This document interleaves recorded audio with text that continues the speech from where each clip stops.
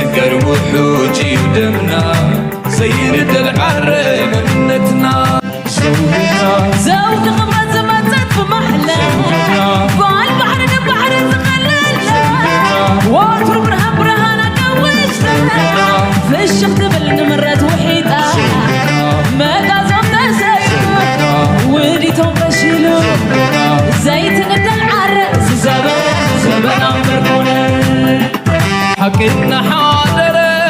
يخلع كم ورقي برهان يزغده ولا يودق بركي زانتان نطف مايات يزنتون الصوم نحنا معبل بحري بمعبل نترقو سود حرقت حريانا يا كل عامات نقوم الزمنا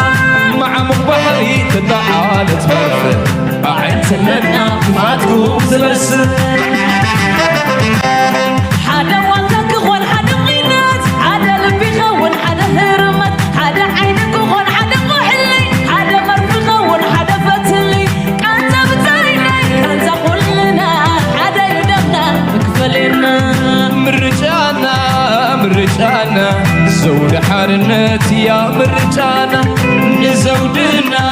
نزودنا واتروف ياتنا نزودنا كبسب تتبينا كبسان تدبلي مرو ابو قيدا ما هرلومي كبت برهان فانوس يحشكم كني انت قاهم هابونا تكابوخن مكن عيا شبيناتا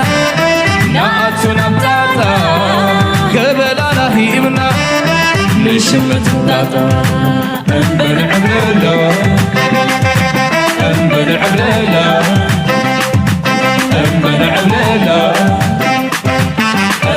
بليلا سلام تخطاتلتنا إذا channel كما يتخونوا تبوك تكونوا ناي وتر تمنيتنان بحقنانيو لومون كم وترو العلا قداسنا تجلوهم تحستوتات حزنا لكم قريبنا لنا كساب موداتنا إذا مدى مسانا كتصنحوا بخبر نعدمكم لايك مقبار شير مقبار ريتوتاتكم بحنات من قد مقداف دمانا وترو تاويعتنايو سلط تقولوا تكبروا دما دقاقيبنا نمسكنوكم ناي لومون أقداسنا وانا وين مسات تحستو حزنا لكم قريبنا لنا مسانا كتصنحوا نعدمكم قديمنا دما بزك نجمرينا نايلومي مور ابتو بانا زتوكوري كونغن قرب كفالنا علم اقداس حبريتا دما لني let's go. Ethiopian army and rebels in the country's most populated region is having devastating consequences on civilians, and that's according to the International Committee of the Red Cross. Africa's second most populous country, home to some 130 million inhabitants, is being torn apart by several armed conflicts. While Ethiopia signed a peace deal to end a deadly war between federal and regional forces in northern Tigray in 2022, conflicts continue to roil the sprawling nation, especially in Oromia region. Here's a report. انتهينا نسمع زلنا إثيوبيا أب حدقنيا درجة كنتات ويبنا بحدقنيا نعبي قطعت خيط كم زلاي زنقر زلو برقت أبزوان زي أب إثيوبيا صبو كم زي اللي رقاتن سلام كم زي اللي نايد باباي مستيريو زيادة قنا بمحران بتقراين تراي سبز ذكرقن أبمحرا أب أوروميا قن تزعبي عزقتن شقرن أبوي زلو زبها المغنياتو حزب رومو صبوق زلو حزب رومو تعمو زلو ناي أوروما مرحنات أبي أحمد أوروما سلوز غنن أوروما ما تشي وزلو دما سلو بزعيو no as a matter of fact حزب أوروما عمنا كفي ولو بزا حزب أوروما كفي وخمزلو دما هذا مستنكر زخونة زربا وطي للنكنة نا أبي أحمد دما دارقاناي موداتا أغاناي موداتا درجة بتعي كمزلو زقالت حبريتا ونيو مجمريا أبكلو الأورومو يخون أبكالوت كللات بزقبر زلو سأقم እቲ ህዝቢ ግዳይ ናይ ዝተፈላለዩ ሽግራትን ትምህርትታት ተዓፅወ ሕክምናታት ተዓፅወ ሶሻል ሰርቪስስ መጓዓዝያ ጠጠው ዝበለ ዳርጋ ኣብ ብዙሕ ቦታታት ናይቲ ሃገር ከም ዘሎን እዚ ድማ ከም ሓደ ንቡር ተርእዮ ኮይኑ ዝረአ ዘሎ ኣብ ክልል ኣምሓራ ጥራይ ከባቢ 4000 ቤት ትምህርቲ ድዩ ዋላ ገለ ተዓፅዩ ኣሎ ስለዚ ክንደይ ህዝቢ ንክንደይ እዋን ኣብ ትግራይ ንሰለስተ ዓመት ዘይተማሃረ ህዝቢ ነይሩ صاب حجة كل سيرفيس صاب تقرأ جميل ده جمرة كمان رجع خوين كقدزارة بيتخلني أبا محرا بيت مرتا تعاسيو حكمنا تعاسو الله بزع بوتا يزلو تمسا سالي أبو روميا قبل لي مستعبيتنا يتهجر من قد قعدنا زيناي بزح ماي الغلق سلايدينج بهالماي مسحرم زود غلطات معات internally displaced ሽግር ኣብቲ ሃገር ዘሎ ብፀብፂብካ ክውዳእ ዝኽእል ኣይኮነን ኩሉ እዚ ሽግር እዚ እናሃለዎም ከሎ ግን እቲ ዘሎ ፀገም ኣብይ ኣሕመድ ንኩሉ ዳይቨርት ገይሩ ብኮሪዶር ልምዓት ቁጠባ ናይ ኣዲስ ኣበባ ወይ እውን ኢትዮጵያን ኤርላይንስን ገለገለ ኮንፈረንሳትን ሪዞርትታትን ብምስራሕ ሸፈፍ ኢሉ ክሓልፎ እዩ ዝደሊ ዘሎ አንፎርቹኔትሊ እቲ ኩነታት ካብቲ ንሱ ክሽፍኖ ዝፍትን ዘሎ ንላዕሊ እናገደደ ይድመፅእ ዘሎ እታ ዝዓበየት ንዶናልድ ትራምፕ ንኣብይ ኣሕመድ ናይትሜር ወይ ከዓ ዝዓበየ ሽግር ዝኾነ ዘሎ ድማ ዶናልድ ትራምፕ ዝኽተሎ ዘሎ ፖሊሲ እዩ መጀመርያ በዚያ እስከ ንስማዕ እዚያ ስምዕዋ It is very low. And yet, are they a BRICS nation? What? They're a BRICS nation, Spain. Okay. You know what a BRICS nation is? Well, you'll figure it out. But, and if the BRICS nations want to do that, that's okay, but we're going to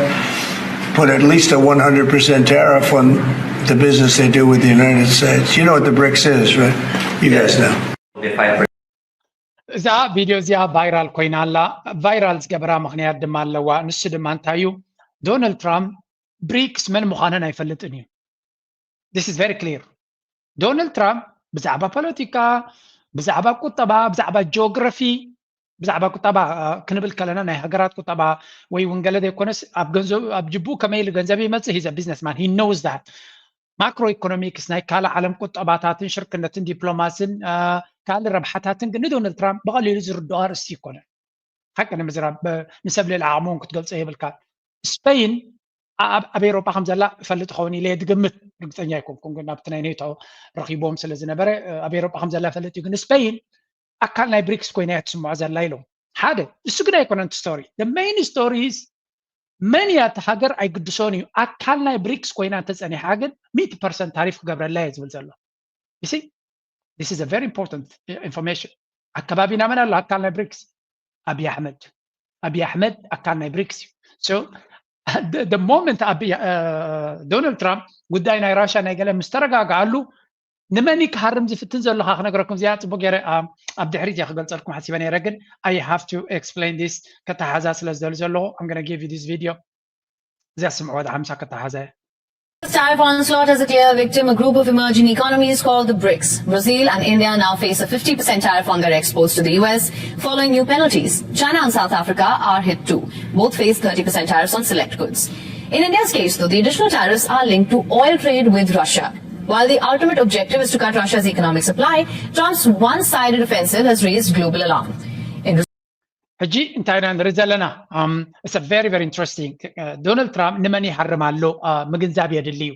ዶናልድ ትራምፕ ቀዳማይ ታርጌት ናቱ ቻይና እያ ነይራ ራሽያ ኣይኮነትን ነይራ ቻይና እያ ነይራ ቀዳማይ ታርጌት ናቱ ቁጠባ ናይ ቻይና ከመይ ጌርካ ትሓፅሮ ከመይ ጌርካ ተውድቆ ንቻይና ከመይ ጌርካ ዶሚኔት ትገብራይ ነይሩ ፕላን ናቱ እዛ ታርጌት እዚኣ ካብ ደይ ዋን ክሰርሓላ ይፈትኑ ግን ከቢድ እዩ ስለምንታይ ቻይና ኣፀቢቆም ተዳልዮም ዝፀኒሖም ዶናልድ ትራምፕ ድማ استراتيجيكا وتحساسباناتو لعل ورح كحسب زخلا مثلا مالت دريه هنا مع توصل زكاتلان دونالد ترامب اما خرتناتو خاطو عيات يكون انتم نويح كحسب زغلو ركز زلوم الناس غوغومي زخاي نسو كمو عينت قراي حسب طراي زفتو فاين هجنتايو نتوم بلع حزبلو دما بزح يامنوم نيو كاون لعل بلاحتي ايفتوني مثلا ماسك زباسوسي هجنتايو ابزي نچاينا دفتونو فتنتات اي سرحت ስለዚህ ምስ ቻይና ሪስፔክት ና ቻይና ሓሊሉ ምስ ራሽያ ቅድሚ ዝነበረ ባይደን ፈቲኑ ብኩናት ከም ዘይከላ ፈሊጡ ሪስፔክት ናይ ራሽያ ኣለዎ ናይ ዘክልት ኣለዎ ካልኦት ኣካላት ናይ ብሪክስ ግን ወይ ከተፍትወለካ ከም ስዑድ ዓረብ ከም ኢማራት ማለት እዩ ትሪልዮናት ኢንቨስት ክገብረልካ ወላ ኣካል ብሪክስ ይኹን ሸለል በለኒ ይብል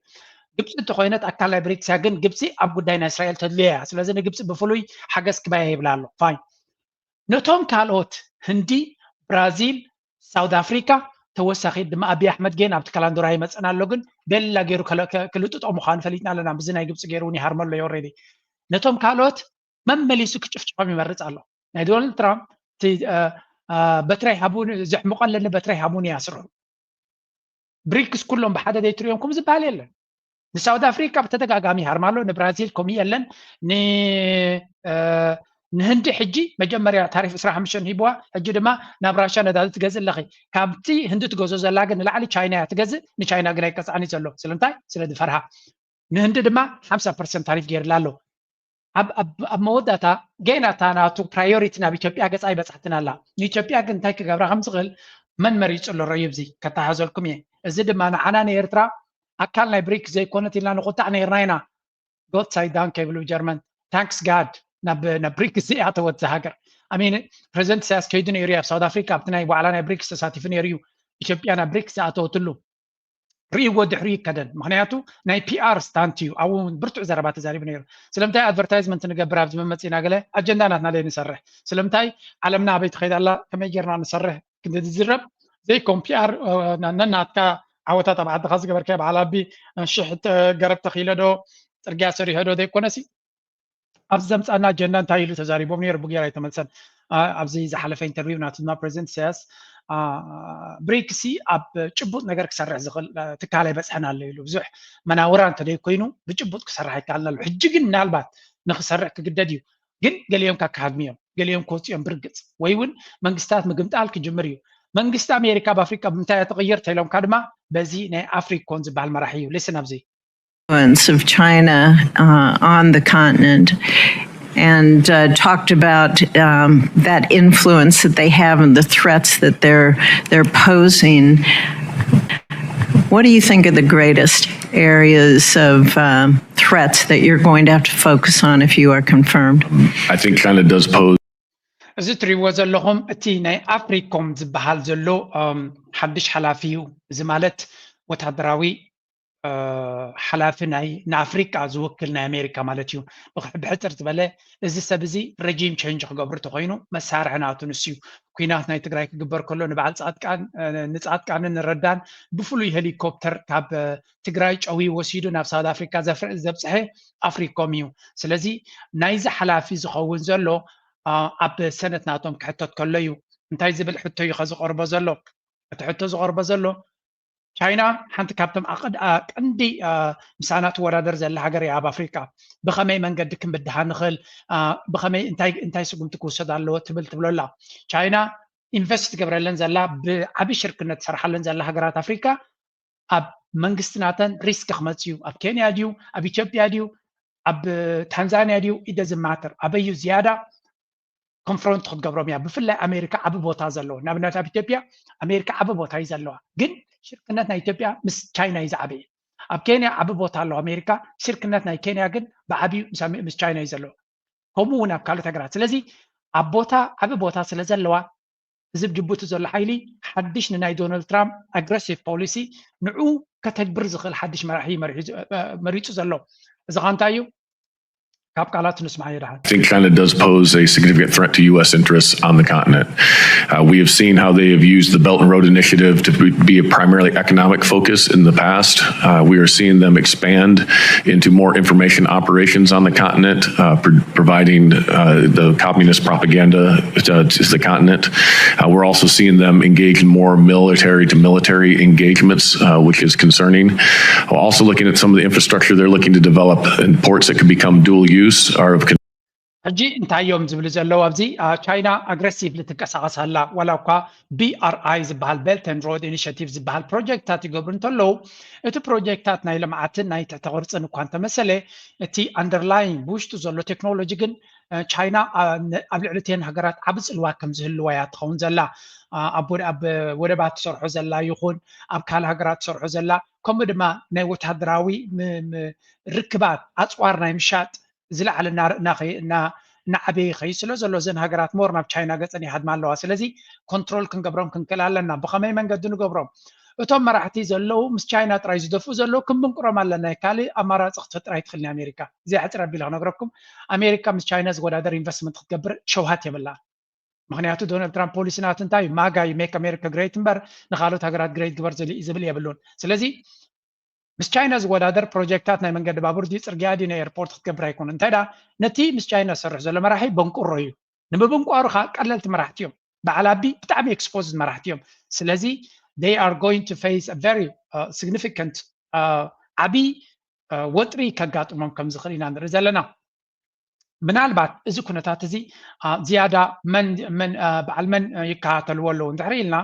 ብክልተ መንገዲ ከርእየኩም እየ እዚ ኣብ ኢትዮጵያ ብኸመይ ክትግበር ይኽእል ንሳቶም ከንታይ ይብሉ ኣለዉ ዝስምዑ ለውጥ እየመጣ ነው። በተለያየ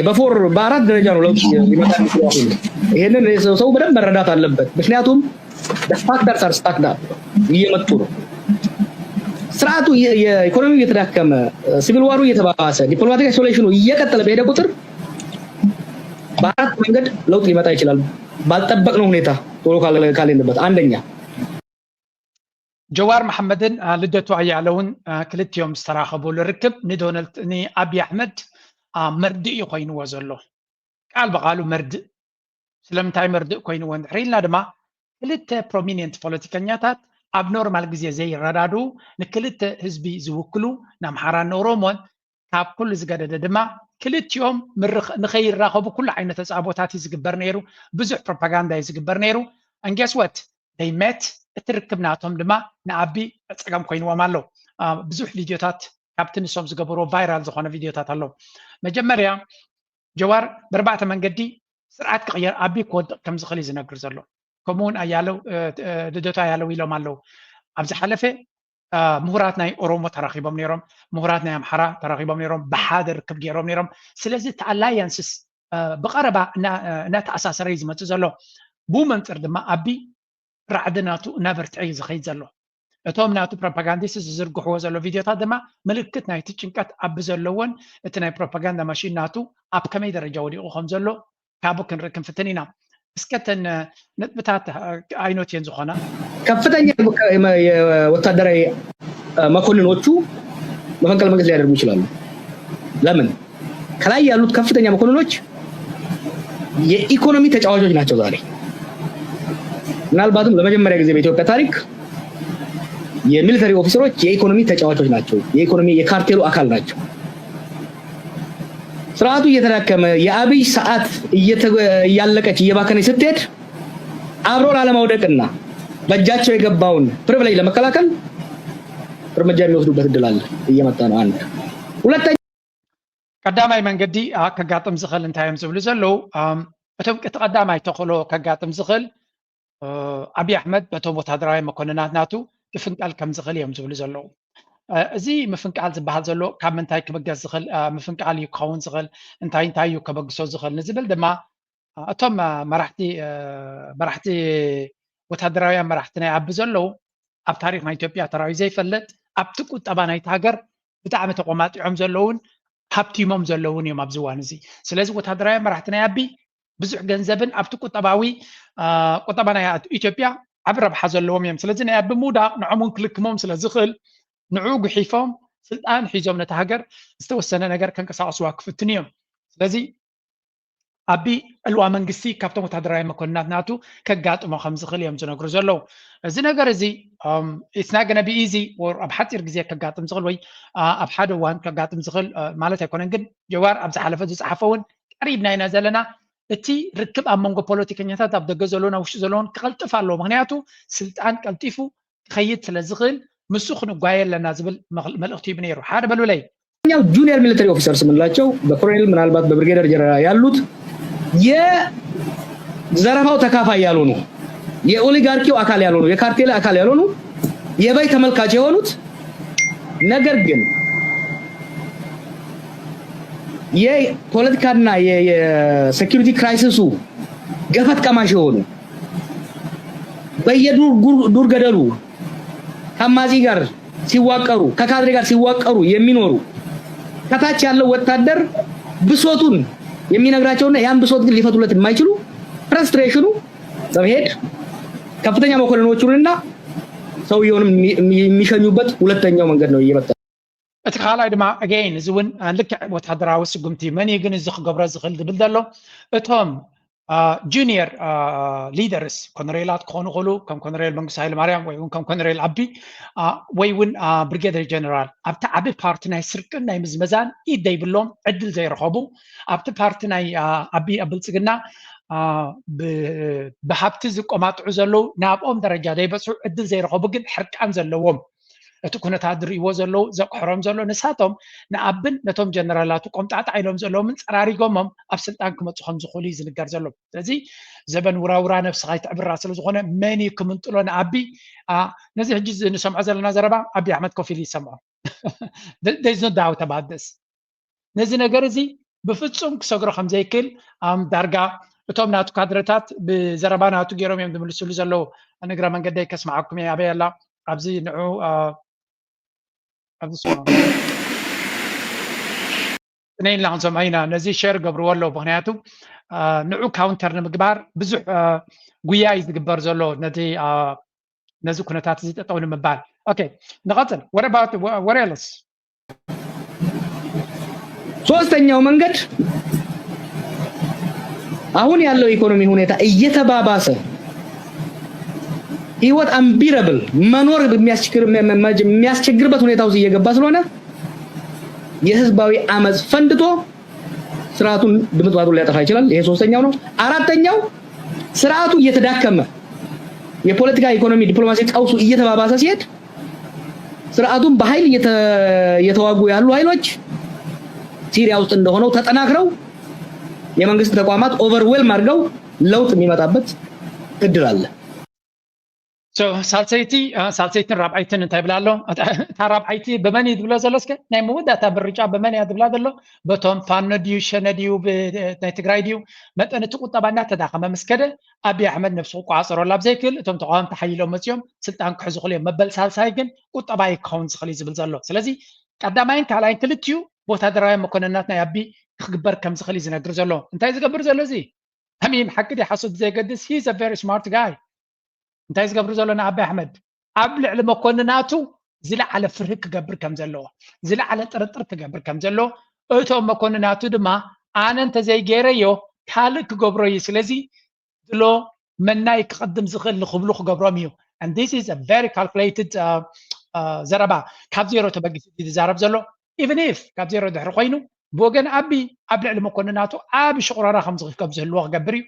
ሸለሊሉ ክሪኦ ይክልኒ እቶም መኮንናት ድማ ክልተ ዓይነት ይልዎም ዘሎ ወይ ኣብ ትላዕሊ ዘሎ ወይ ብታሕቲ ዘሎ ስለዚ እቶም ላዕሊ ዘለው ምቾት እንተለዎም ኮይኑ ካብ ታሕቲ ክመፅኦም እዩ እንድሕር ስቕ ኢሎም ካልኦት ክምንጥልዎም ስለ ዝኽእሉ ቦትኦም ድማ ንሶም ተበግሰዎ ዝክግደዱ እዮም ሜቢ እቶም ትሕትዮም ዘለው ድማ ከይቅደሙ ንሳቶም ገለ ክገብሩ ክእሉ እዮም ስለዚ ንኣቢ ሓደ ዓቢ ሸረኽ እዩ ደርቢሉ ዘሎ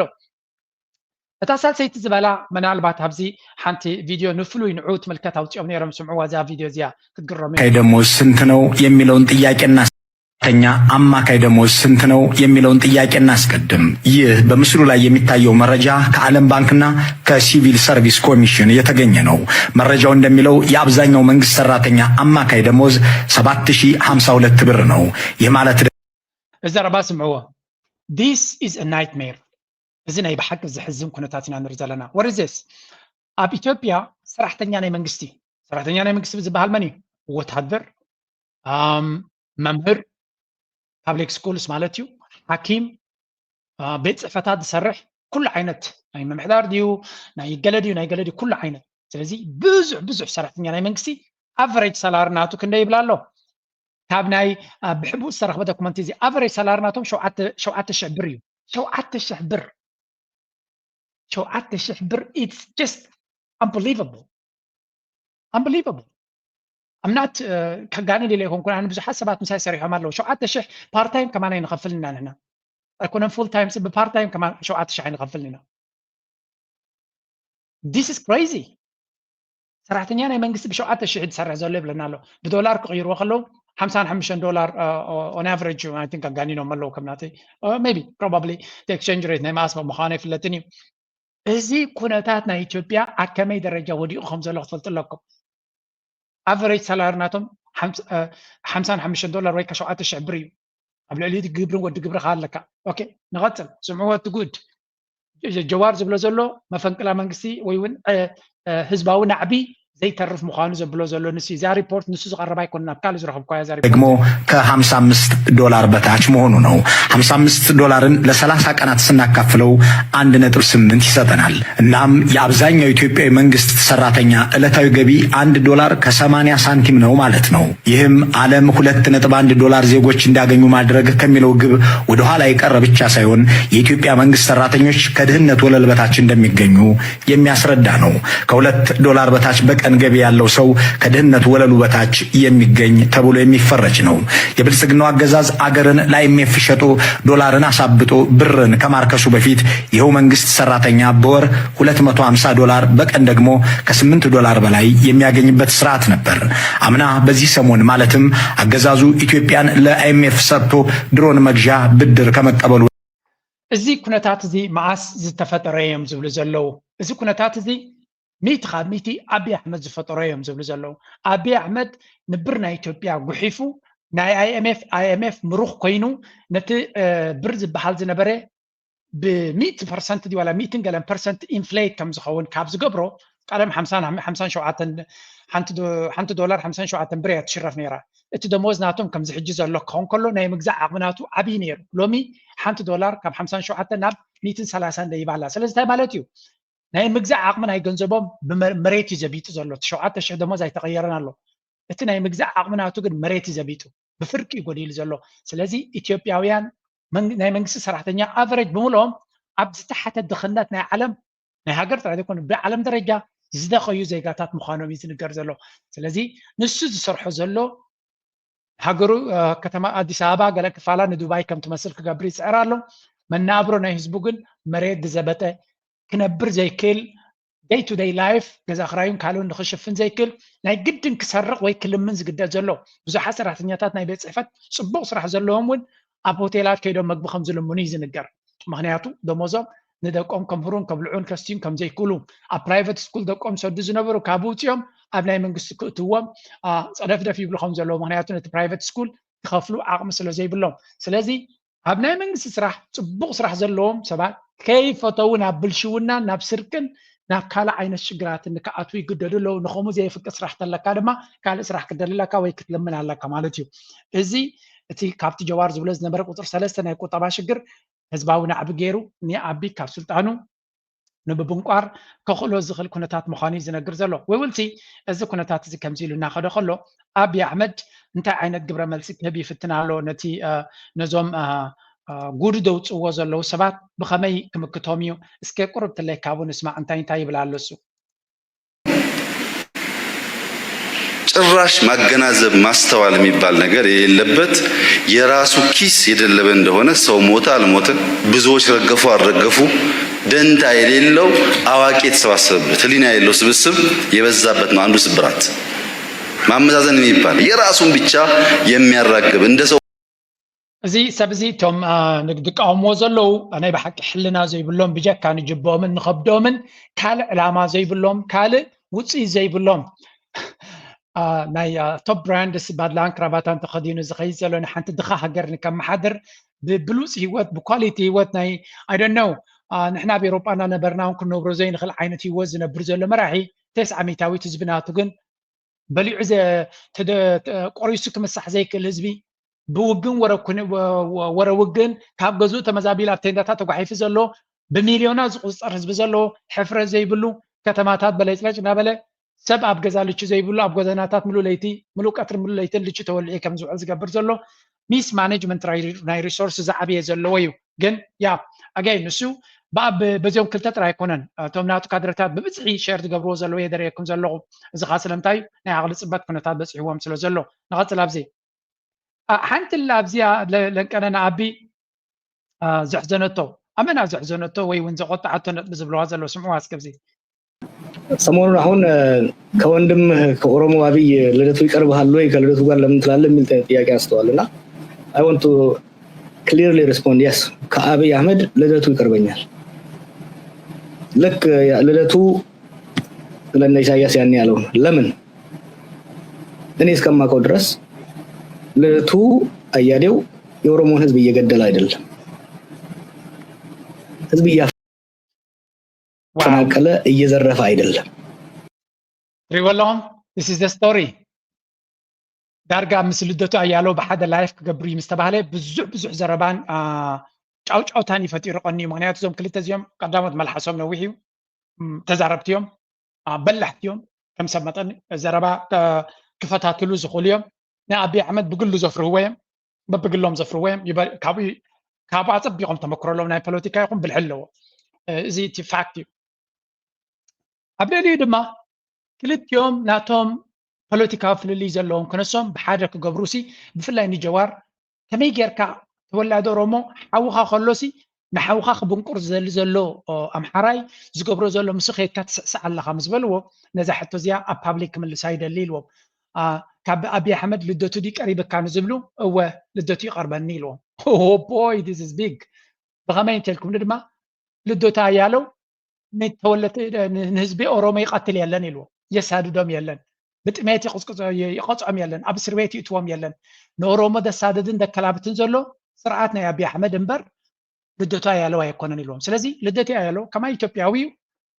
ብሰንክት ናይ ኣብ ስርዓት ድማ ካብ ሃገሩ ሃዲማ ኣብ ካለ ኮፍ ኢሉ ዘሎ ስለዚ ልደቱ ንዓይ ወዲ ሃገር እዩ ንዓይ ካብ ቡልቂ ከምኡውን ህዝቢ ኦሮሞ ዝበደሎ ነገር የብሉን ኣብ ካለ ዘሎ እዩ ንሱ ኣብ ኢትዮጵያ ለውጥ ንክመፅእ ፅዕር ኣሎ ኣነ ኣብ ኢትዮጵያ ለውጥ ክመፅእ ንፅዕር ኣለና ክልተና ኢትዮጵያውያን ኢና መበቆልና ካለ ክኸውን ይኽእል እዩ ፖለቲካዊ ረዳዳእና ካለ ክኸውን ይኽእል እዩ ግን ዛ ሃገር ናይ ክልተና እያ ብሓደ ክንሰርሕ ኢና እዚ ማለት ድማ ዩኒቲ ኣብቲ ዲያስፖራ በበይኖም ናቶም ኣጀንዳ ዘለዎም እዮም ኣብን ካድረታቱን ኩሉ ግዜ ንጀዋር ይኹኑ ልደቱ እዚኣቶም ፀቢብነት ዘለዎም እምበር ንሃገር ከም ማሓድሩ ዝደልዩ ይኮኑን ብሓደ ኣብ ሓንቲ ጣውላ ክመፁ ይክእሉን እዮም ኢሎም ዛረብሎም ዝነበሩ እዮም ብሓደ መፂኦም ኮፍ ኢሎም ክዛተዩን ዝተመላለየ ዘረባ ክልቲኦም ዕላምኦም ኢትዮጵያ ዘዕንዋ ዘሎ ኣብይ ኣሕመድ እዩ ኣብይ ኣሕመድን ካድረታቱን ጀነራላቱን እቶም ኣዳኸርቱናቱን እዮም ብልፅግና ዘዳኽማ ዘሎ ኢትዮጵያ ትጠፍእ ዘላ ብሰንኪ ብልፅግና ስለዚ ንዓነ ምትሓን ኩልና ብሓደ ደው ክንብል ኣለና ኣቐዲሙ ጀዋር ምስ ኩሎም ቶም ኦሮሞ ኢሊት ተራኺቡ ከም ዝነበረ ዝዝከር እዩ ኣብኡ ኮይኑ ዝገበሮን ሕጂ ድማ ምስቶም ናይ ኣምሓራ ይራኸቡ ኣለዉ ስለዚ እቲ ኩነታት ነተኣሳሰረ ይመፅእ ኣሎ ኣብይ ኣሕመድ ድማ ሓደ ዓብይ መርድእ መፅይዎ ከም ዘሎ ኢና ንርኢ ዘለና እቶም ካድረታት ናቱ ዝገብርዎ ዘሎ ቪድዮታትን ዝሕዝዎን ዝጭብጥዎን ጠፊእዎም ኣሎ but this is the story that we are witnessing እዚ ከምዚ ኢሉ እናሃለዎ ከሎ እታ ጉዳይ ከይትሞቶም ናበይ ገጾም ኮለል ከብልዋ ይደልዩ ኣለዉ ኣብዚያ ስምዑ ያስፈልገናል ያሉት ለወጭና ገቢ ንግድ መስፋፋት ሳይሆን በአማራና ኦሮሚያ ክልሎች የገጠማቸውን አማጽያንና ደጋፊዎች የሆነውን ህዝብ የትግል አቅጣጫውን ለማሳት ነው ብሎ መጠርጠር የተሳሳተ መሆን አይደለም። በሁለቱ ክልሎች የገጠሟቸው አማጽያን ፖለቲካዊ ድጋፍና ወታደራዊ አቅም ከጊዜ ወደ ጊዜ እየጠነከረ ሄዷል። አብይ አሕመድ ታሕቶ ናይ ባሕሪ ትብል ዳላ አጀንዳናቱ ኣብ ውሽጢ ኢትዮጵያ ዘሎ ፀገም መፍታሕ ስለ ዝዓበዮን ልዕሊ ዓቕሙ ስለ ዝኾነን መህደሚ ዝጥቀመላ ዘሎ ዝበሃል ዘረባ ብዙሓት ናይ ወፃኢ ሓይልታት ኤርትራውያን ካልኦት ዝጥቀምሉ ዝነበረ ዘረባ ሓቂ ኮይኑ ንሪኦ ኣለና ባይታ ይብሉ ኣለዉ ምክንያቱ እታ ኣብ ደገ ባሕሪ ትብል ንኣቢ ብፍፁም ናይ ኣብ ደገ ባሕሪ ፀገም ስለ ዘለዎ ኣይኮነን ኣብዚ ካብኡ ብተዓፃፃፊ ዝዓቢ ፀገም ኣሎ ፕሬዚደንት ኢሳያስ ከምኡ ኢልዎ ናትካ አጀንዳ ኣይኮነን እዚ እንተኮይኑ እውን ኢልዎ ናትካ ዝዓብየ ውሽጣዊ ፀገም ኣለካ ሽግርካ ፈቲሕካ ሃገርካ ሰላም ምግባር ቀዳምነት ምኾነካ ነይሩ ኣብ ደገ ባሕሪ ተወሳኺ እዩ የግዳስ ንሱ ኣብይ የለን ካድረታት ናቱ እቶም ፕሮፓጋንዲስት ናቱ እንታይ ይገብሩ ኣለዉ እስከ ስምዕዎም አሰሙ ሸራሪ አልባ መሆን ከእንግዲህ ያበቃል ግባ በሉት ተነሳ Geography should never define destiny. Yet, for the 32 landlocked developing countries across Africa, Asia, Europe and South America, geography too often limits development opportunities and entrenches inequality. ከም ትሪእዎ ዘለኹም ነዚ ናይ አንቶኒዮ ጉተረስ ናይ ዩኤን ሓላፊ ዝበሎ ዘረባ ኣቀናቢሮም ነቲ ሕቶ ናይ ባሕሪ ብጂኦግራፊካ ተኣሲርካ ክትነብር የብልካን ኣብ ደገ ባሕሪ ስለዘይብልካ ቁጠባኻ እሱር ክኸውን የብሉን ዝበሎ ሓበራዊ ሽርክነት ንክህሉ እምበር ንኢትዮጵያ ኣብ ደገ ባሕሪ ናይ ካልኦት ሃገራት ጎቢእ ክውሰዱ ንኽብሎም ኢሉ ኣይኮነን ኢልዋ ንሳቶም ግን ንካልእ ፕሮፓጋንዳ ይጥቀሙላ ኣለዉ እቲ ሕቶ ግን ኢትዮጵያ ናይ ኣብ ደገ ባሕሪ ይኮነን ሽግሮም ባዕላቶም ዝፈጥርዎ ዘለዉ ፀገምን ባዕላቶም ኣትዮሞ ዘለዉ ዓዘቕትን እዩ and this is very clear ነዚ ዘረባ እዚ ንኣጀንዳ ክጥቀምሉ ከም ዝደልዩ ዘለውን ነዛ አንቶኒዮ ጉተረስ ዝሃቦም እውን ከም ኣጀንዳ ብዛዕባ እዚኣ ናብ ኤርትራ ኣብ ኤክስፖስ ምስ ገበርኩ ከምኡ የለን ግብረ መልሲ ካብ ኢትዮጵያውያን ዝመፅእ ዘሎ መዓት ፀርፍን ገለመለን እዩ ምክንያቱ ንሕና ይግባአና እዩ ገለ ካድረታት ናቱ ኣብኡ እዮም ወፊሮም ዘለዉ ንዑ ኣብ ደገ ባሕሪ ከምኡ የለን ግብረ መልሲ ዝህብዎ ዘለዉ ኣባይታ ግን this is not the story እዚ ኮነንቲ ቀንዲ ዘዛርብ ዘሎን ኣጀንዳ ኮይኑ ዘሎን ኣጀንዳ ንሳቶም ኣብ ካልእ ወሪዶም ስለ ዘሎ ካልእ ሽግር ኣጋጢሞም ስለ ዘሎ ዝጥቀምሉ ነዚ ምስ አቀናቢሮም እዮም ዝጥቀምዎ ዘለዉ ኢትዮጵያ ወደ መጣችበት መንገድ አያስቆጨኛል። ኢትዮጵያ ባለፉት 30 ዓመታት ወደብ የላትም። ይሄ የሆነበት መንገድ በጣም ያስቆጨኛል። ያስቆጨኛል ስል አንዳንዶች ዘመን ያመጣው አጀንዳ ይመስላቸዋል። ጠቅላይ ሚኒስትር መሬተይ ነብታተይ ሰይ ምስኪና ይብለን መሲለ አይሐድርን አታቀ ባትርን አቡኒ ለይልን መሬተይ ነብታተይ ሰይ እዛ ምጭውቲ ሓፍትና ዝገበረታ ደርፊ ኣብ ኤክስፖስ ገይረ ያሉ ኳነ ምክንያቱ ናይ ብሓቂ እዚ ዘረባ እዚ ንኤርትራውያን ዝምልከት ስለ ዝኾነ Eritrea is not for sale, not today, not ever. Abiy Ahmed's delusions just backfired. እንታይ ለፅሒፍ ኣለኹም አብይ ኣሕመድ ንሱን ካድረታት ናቱ ሎው IQ ፕሮፓጋንዳ መሽን ናቱን ዝፈጥሮ ዘሎ ንኣዋርሕ እጂ ድማ ንክልተ ዓመት ኣቢሉ ኣብ ደገ ባሕሪ ናይ ኤርትራ ሉላውነት ናይ ኤርትራ ናፅነት ናይ ኤርትራ ኤርትራን ኤርትራውነትን ንምጥፋእን ንምህሳስን ዘይገበርዎን ዘይበልዎን ዘይፈተንዎን ነገር የለን ቁጠባና ከም ዝሞተ ተስፋ ዘይብልና ሃገር ምዃንና ኣብ ድኽነት ንነብር ከምኡ የለን ንኣዲስ ኣበባ 2-3 ጎደና ዘለዎምን ኣብ ኣስመራ እቲ ዝኸፈ ጎደናን ገይሮም እናቀናበሩ ከምኡ የለን ሃገርና ንክንፀልእ ሃገርና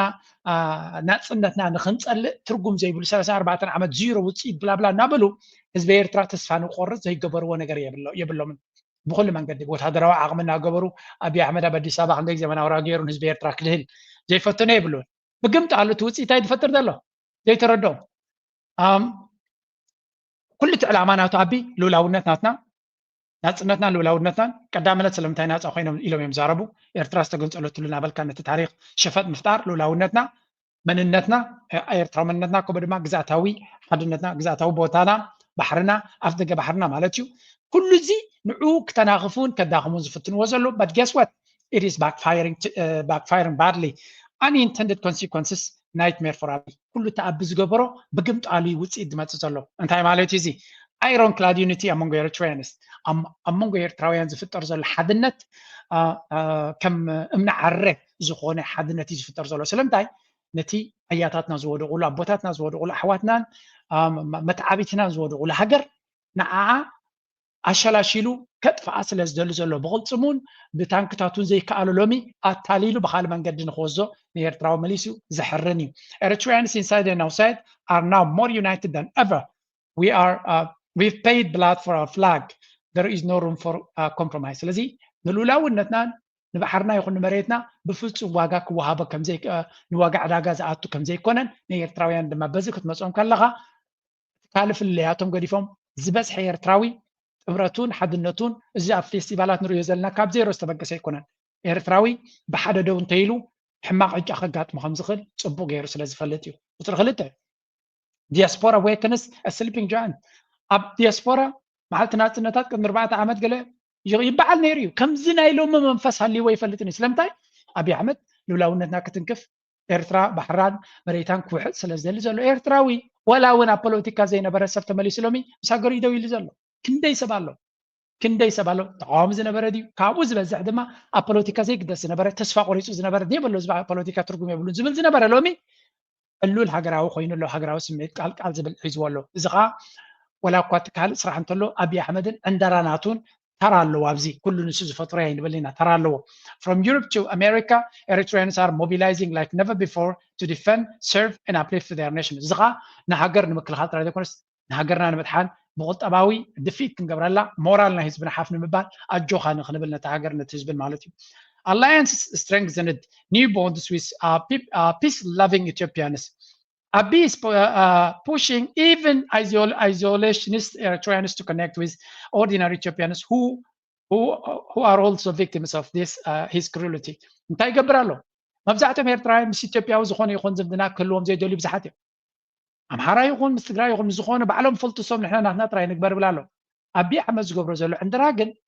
ንዑ ከውድቕዎ ዝኽእሉ ንኣቢ ከውድቕዎ ዝኽእሉ ከም ናትና ተመሳሳሊ ዕላማ ዘሎ ምስ ኣምሓራ ድዩ ምስ ተጋሩ ፅምዶ ድዩ ምስ ኣፋር ፅምዶ ድዩ ምስ ካልኦት ፅምዶ ንክገብር ኤርትራዊ ካብቲ ዝነበሮ ተሪር መርገፂ ወፅዩ እምበኣር ከምኡ ካብ በልካ ንስኻ ተቃወምቲ ምፅኢኻ ንዓና ክትውድቕ ካብ ፈተንካ ካባኻ ካብቶም ንስኻ ትገብሮም ዘለካ ፀቢቆም ብረት ዓጢቆም ከኣልዩካ ዘለው ስለ ዘለው ንዓታቶም ከነተባብዕ ናምሶም ክንከውን ኢና ብምባል ክሳብ ክንዱ ዝኸይድ ገይሮሞ ኣለዎ ነቲ ህዝቢ ኣብ መወዳእታ ድማ እንታይ ኢለ ኣለኹ ናይ መወዳእታ ሆርን ኦፍ ኣፍሪካ ሪጀክትስ ኣቢስ ደሉሽንስ ሃገራት ድማ ካብ ሶማልያ ካብ ሱዳን ክሳብ ሶማልያ ካብ ጅቡቲ ምስ ኤርትራ ኩላቶም ኣብይ ኣሕመድን ዕንደራናቱን ስለ ዘስግኦም ኣብ ጎኒ ኤርትራ ኣለዉ ንመጀመርያ ኤርትራ ኣብ ከባቢያ ኩላቶም ምስ ኣደው ኢሎም ኣለዉ ቅድሚ ሕጂ ኩሎም ኣብ ጎኒ ኢትዮጵያ ኮይኖም እዮም ንኤርትራ ክጥፍዋ ዝደልዩ ነይሮም ሎሚ ግን ኣብይ ኣሕመድን ዕንደራናቱን ንኩሉ ትጎደቦ سعودية قبل سكديف كخلاتهم أبغوني يرتراهم تخونيو. Even his own country is crumbling. أبتقرأ يكون أمحرا وروميا زقات موزلو كل سبزرية زلوا. نايمو ده تجيب ناي أبنت هاي كون خل كم مبزحتنا نقمته كم تقدم يوزنا برا مراحل من قصة هاي المريم هد ما يكون خل أبي may run but not before doing something reckless and desperate. We must stay alert, united and ready. هذا عمو زي تعرف كون تخوني نعيشو ويون نايك أبيت أتصفح حماق فتنتات كجبر سلزغل حدنتنا حبرتنا دلونتنا كل جابوتو كونا لو إلى اللهم. Let's be clear. Eritrean ports, Eritrean prosperity, Eritrean sovereignty non-negotiable. Eritrean unity is Abiy's worst nightmare. ስለዚ ኤርትራ ወደባታ ንብረትና ኤርትራ እዩ ሉላውነታ ድማ ንዋጋ ዕዳጋ ዝወርድ ኣይኮነን ሓድነትና ድማ ንዓቢ حلم ليتي ويكا زبهر حلميو ስለዚ ሓድነትና نحيل እናበልኩ ናይዛ ሽኮሪና ሓፍትና ቪዲዮ ገይረሎም ኣለኹ ኣብ ኤክስ ፖስት ኮይናላ ኬትኩም ሼር ግበርዋ ሰፖርት ግበሩ ናትና ናራቲቭ ናትና ስቶሪ ንውግእ ንደሊ ዕግርግር ንደሊ ይኮነን ስለምንታይ ገይረ እዚያ ምስ ካልኦት ኢትዮጵያውያን ፅቡቕ ዝምድና ከም ዘለና ኣብዩ ፀላኢና እምበር ኢትዮጵያውያን ኣይኮኑ ፀላኢና ምባል ኣገዳሲ ንዓና ولا كتوم كالوتون أبسلت أمس مسو كالا أجندة كلهم كم زغل تفلتنا it doesn't matter نحن هذا كيسنا وني لنا أبي مسالك سابرعو organize قبرو نحن هذا كيسنا لنا نحن وعزونا هنكتسلينا نابلكو نا حجي نابتنا علم زينا كسجاجركم very interesting كنت جزية سلزلنا نقوله أجنازيب كامر أي أجداسي كولي دالي لايك مقبار نزي أبي إكسكيوتكم شير مقبار دما نايوتروس Got some breaking news we want to get to. We want to get this in. It's a huge breaking story. President Trump reportedly set to meet face-to-face with Russian President Vladimir Putin as early as next week. This comes right off of Steve Witkoff's meeting with Putin. Senior White House correspondent Peter Doocy fills us in on this huge development. Hi, Peter. And Martha, I see the Chiron, we're citing a report. We can confirm. كم زنريا زلنا دحر خندي وردي بن حجوز قوتن بريزيدنت دونالد ترامب مس بريزيدنت فلاديمير بوتين فيت نفيت كراخبو مخانم باكل كراخبو مخانم ابزن زمصا زلوا معلتات بعبيو اب سمع تبصحيكم زلو بخلتي وغن تحبيرلو اذا مالت دما كيناتنا يوكرين اب زبرت درجه اب زلو ولو غزي دونالد ترامب دما 10 معلت يبقى خنا لاس وورنينج بمبال كفرار دحر مفتان فلو يلو خناتو ستيف فيتكوف بحال لي يخون ناب موسكو مس فلاديمير بوتين دحر مرخابو بغات تاكلتيهم تراخيبهم هذا معلبون خو قبريز جبر زلو إذا مالت دونالد ترامب أجين قبل على الراشا زلو حيلن تسمع أن تدرت مخانو تردي ولو بزح فكيرو قدا كورد مخانو نبع هندي 5% تعريف مس راشا تشارك لهم مس بوتين كتسرحوا كاب راشا كاب بوتينن ندار تجوز لهم بمبال نعتاتهم كفرار عرمزناح أنت مس بوتين كراخ مخانين جيرزلون أوروبا ونحبير وما له يزبال زلو أنت ما له تيجي نجارزيز قرب سكان رداي عبت رقم زلو. We're citing a report. We can confirm that report. I was just in the West Wing. I'm told that this is what happened. Earlier today in Moscow, Steve Witkoff was told by Vladimir Putin that Putin wants to meet at some point with Trump. Witkoff then relayed that message to the president, who is open to it, the possibility of a meeting as soon as next week, if the result of that meeting will be an end to the war in Ukraine. We know that President Trump was on a phone call with Volodymyr Zelensky and some European leaders. He shared this with all of them. We don't know exactly where in the world it would be. It could be anywhere. Could be at the White House. Could be in a neutral country like Qatar or Switzerland or something. The people that normally host things like this. And I have a statement from Caroline Levitt. بعفشة أنت إذا بعزلو تي كنتات جمريات تي فلويلو خناي دونالد ترامب أب راشا مس بوتين كم تراقبن بوتين دما مس بوتين مس دونالد ترامب تراقبهم فتحوا خمس غول مس نجرو ناب دونالد ترامب نا وايت هاوس ملخت بمستات كراهبو خمس غولو كم زحتتون دونالد ترامب دما ركبناتنا كقاطم زغل تكونتات كودا وسانه خبروا زخل مزخون ترايو دحر مبالو مس مرحتنا اوروبا نا زلنسكي مس نا يوكرين ونا اوروبا كم استراخبن ابي قبر تركب اب سويسرلاند بزوج نيوترال هاجرات يوم زرايو سويسرلاند ግን ኣብ ኩናት ናይ ዩክሬን ኒውትራል ዘይ ሻራዊት ሃገር ኣይኮነትን ስለዚ ቀጠር ክኸውን ይኽእል ስዑድያ ክኸውን ይኽእል ኢማራት ክኸውን ይኽእል ሜቢ ኣብታት ወይ ትርኩ ክኸውን ይኽእል እምበር ኣብ ኤውሮጳ እኳ ፑቲን ክመፅእ ዝኽእል ኣይመስለንን በት ዊልሲ ቀደም ተቐደም ግዜ ተቐደም ኤውሮጳ ስዊስ መንገዶም ሒዞም ክኸዱ ከለዉ ኣብ ስዊዘርላንድ ዘጋጥም ነይሩ ወሽለኽለኽ ክብሉ ዝገብርዎ ዘለዉ ሎሚ ግን እቲ ዘይሻራዊ ዝነበረ መርገፂ ናቶም ናብ ኤውሮጳ ኣትዮም ኣንጻር ፑቲን ዝገብሩ ኣንጻር ራሽያ ዝገብሮ ስጉምቲ ድሮ ብዙሕ ክሳራታት ኣስዒብሎም ኣሎ ዶናልድ ትራምፕ ድማ ኣሜሪካ ተትሕኖም ዝመስሎም ዝነበረ 39% ታሪፍ ይባቶም ስዊዘርላንድ ማለት እዩ ነዛ ዝቕመጠላ ዓዲ ናይ ብሓቂ በዓል ሓዘን እዩ ኮይኑ ዘሎ ኣብዚ ድሕሪኡ ፕሬዚደንት ናይዚ ሃገር እዚ ጠንበርበር እናበለት ከይዳ ገለግ ለውጢ ከም ተምፅእ ንኣሜሪካ ከይተዓደመት ሓደ መዓልቲ ደ ክልተ መዓልታ ብኮለል ክትብል ቀኒያ ዝሰምዓ ሲኢና ጥራይ ኢዳ ማዕኮራት ሃሪማ ተመሊሳላ ዓብ ሓዘን ይወሪዱ ዘሎ 39% ታሪፍ ንስዊስ ማለት ነቲ ብፍላይ ናይ ሰዓታት ናይ ቺዝ ናይ ካልእ ኢንዱስትሪ ናይ ስዊስ መርገም ይወሪድዎ ዘሎ ቁጠባ ናይ ስዊስ ድማ ዓብ ሓደጋ ይፅበየ ዘሎ ኣሜሪካ ድማ ዝኾነ ይኹን ኔጎሽት ክትገብር ኣይትደልን እያ ዘላ ስለዚ ከምዚ ዓይነት ፅፍዒት ናይ ኤውሮጳ ኣጋጢሞም ኣይፈልጥን እዩ ራሽያ ድማ ንስዊስ እውን ከም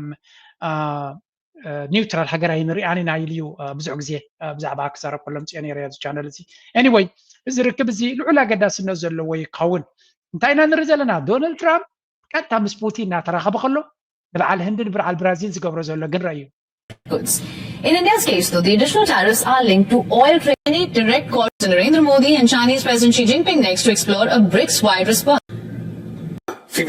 Let me tell you something. A president cannot humiliate himself for another president. I respect everyone. I demand respect towards me. I didn't call him because he doesn't want to do phone calls. See, I'm not going into an analysis of who and what was said. A day earlier, he was asked during an interview in ናይ ብራዚል ፕሬዚደንትን ሉላ ዳ ሲልቫ ዝትሪእዎ ዘለኹምን ዶናልድ ትራምፕን ብርቱዕ ዝኾነ ባእሲ ኣጋጢሞም ዘሎ መንጎም ዶናልድ ትራምፕ ብትዕቢት ክሓርሞ ምስ ፈተነ እዚ መራሒ እዚ ድማ ድፍር ኢሉ ኖ ክንብርክኻልካ ንኽእል ኢና ንጉስ ኣይኮንካ ንስኻ መራሒ ናይ ሃገርካ ኢኻ መራሒ ናይ ሃገረየ ተረዳዲና ክንበፅሕ ንኽእል ኢና ኣፈራሪካ ክንብርክኻልካ ትፅበየ ዘለካ ግን ቅቡል ኣይኮነን ባእሲ ናይ ዶናልድ ትራምፕን ንሱን ናይዚ ብራዚል መራሕን ግን ኣባቶም ኣይኮነን ቅድሚኡ ዝነበረ መራሕን እዚ ናይ ብራዚል እቲ ዓርኩ ዶናልድ ትራምፕ እዩ ነይሩ ኣብ ስልጣን ዝተሰዓረ ዕግርግር ገይሩ ኣልመም ሽግር ነይርዎም እዩ ካብኡ ድብገስ እቲ ኩነታት ኢለን ማስክ ገለመለ ኩሎም ኢዶም ዘእተውሉ ጉዳይ እዚ ስለዚ ከም ንሪኦ ዘለና ንብራዚል ንደቡብ ኣፍሪካ ንህንዲ ነተን ናይ ብሪክስ ሃገራት ክጭፍጭፈን ዶናልድ ትራምፕ ክጓየ ከሎ ንቻይና ራሻ ግን ሪስፔክት ዝሃበ መራሒ ኢና ንርኢ ዘለና እቲ ኩነታት ናይ ዓለምና ድማ ብቁልጡፍ እዩ ዝቀያየር ዘሎ ናይ ህንዲ መራሒ ናብ ቻይና ድሕሪ 7 ዓመት መጀመርያ ናብ ቻይና ክኸይድ ምዃኑ እዩ ዝንገር ዘሎ it's a very interesting time. How about the economics? The abqatan anas think fanna qutabaha khame khayda nizbil dama. Let's continue abzi. Yeah. Okay. And I know a lot of smart people love crypto. I know some smart people actually have reservations about it. Sure. For our audience, can you just kind of make the case for crypto and people who have concerns and quite frankly don't even understand it? There are a lot of folks out there. I know a lot of people own it, but yeah, of course. So look, I'm an owner of Bitcoin here, but I'm also the vice president of the United States. So three was a long maqtal president in America. EU JD Vance bahal. ወናነ ናይ ክሪፕቶ ናይ ቢትኮይን ዝብለኩም ዘሎ ስለዚ ዶናልድ ትራምፕ ኣብ ክፋል ናይ ሃብትናቱ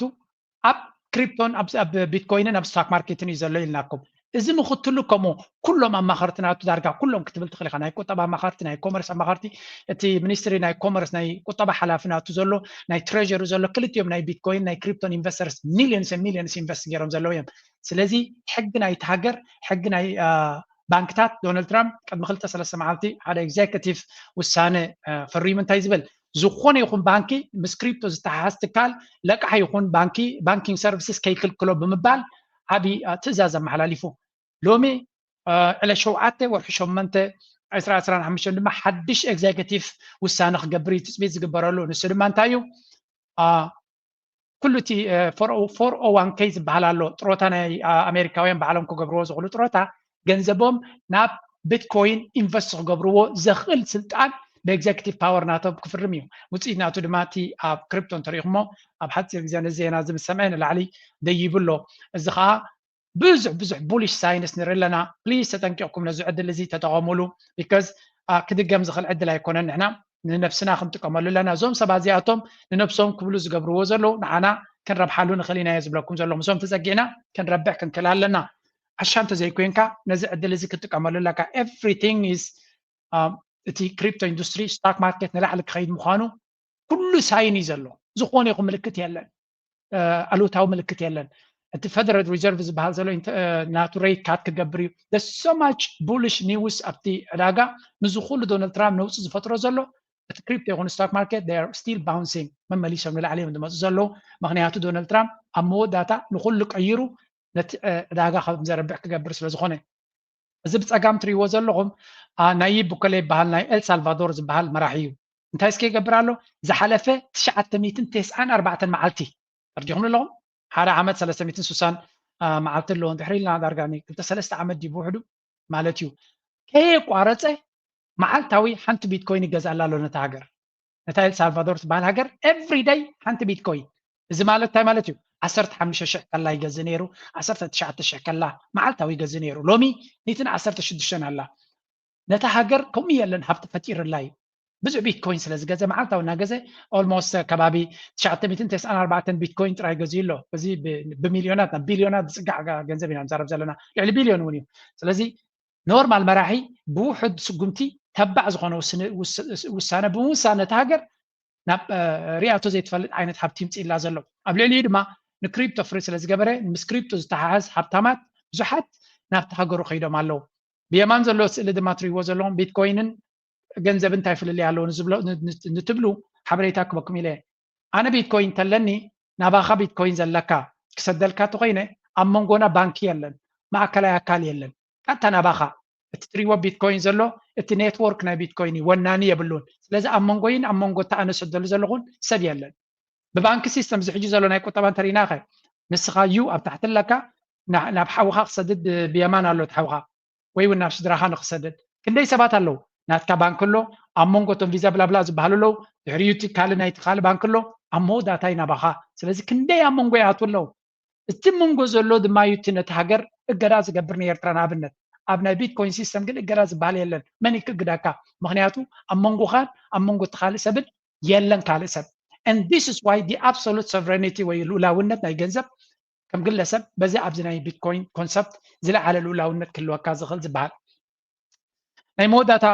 ንሕብረተሰብና ክጠቅም ዝኽእል ምክሪ ክበኩም እየ እዚያ እስከስምዑለይ Miniskirts. What's wrong with hot pants? Number one, I have a wife and she's walking around with a skirt up to here. And then what's happening? Well, why do I want everybody to see her? What's a man? I mean, people looking, they winking, they lusting for her, all kind of freaks and no good people on the streets. Why do I want my wife? She can't bend over because the panties show if the wind blow.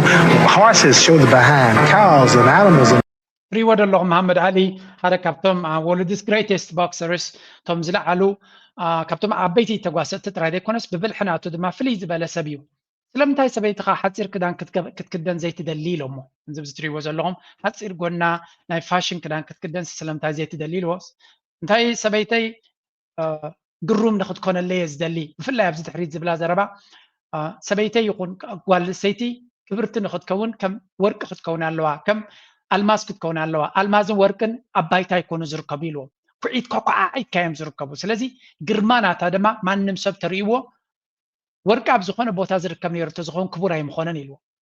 قال سيتي دما نتا اكالاتان مانم كم زرت قبرنتلا كبريا بلان يلو سلازي بسنك تسات كبرو زلا مكففات دما زي تدليه حداقه خطفطر لي تخلي انا عين سلازي ازي نجر زي كوغر علوو بمبال تزاربا اي قدم لبونايزي I don't know اب تسعات دي ولا غلي تزاريبو but it's wisdom لو من ريال لنا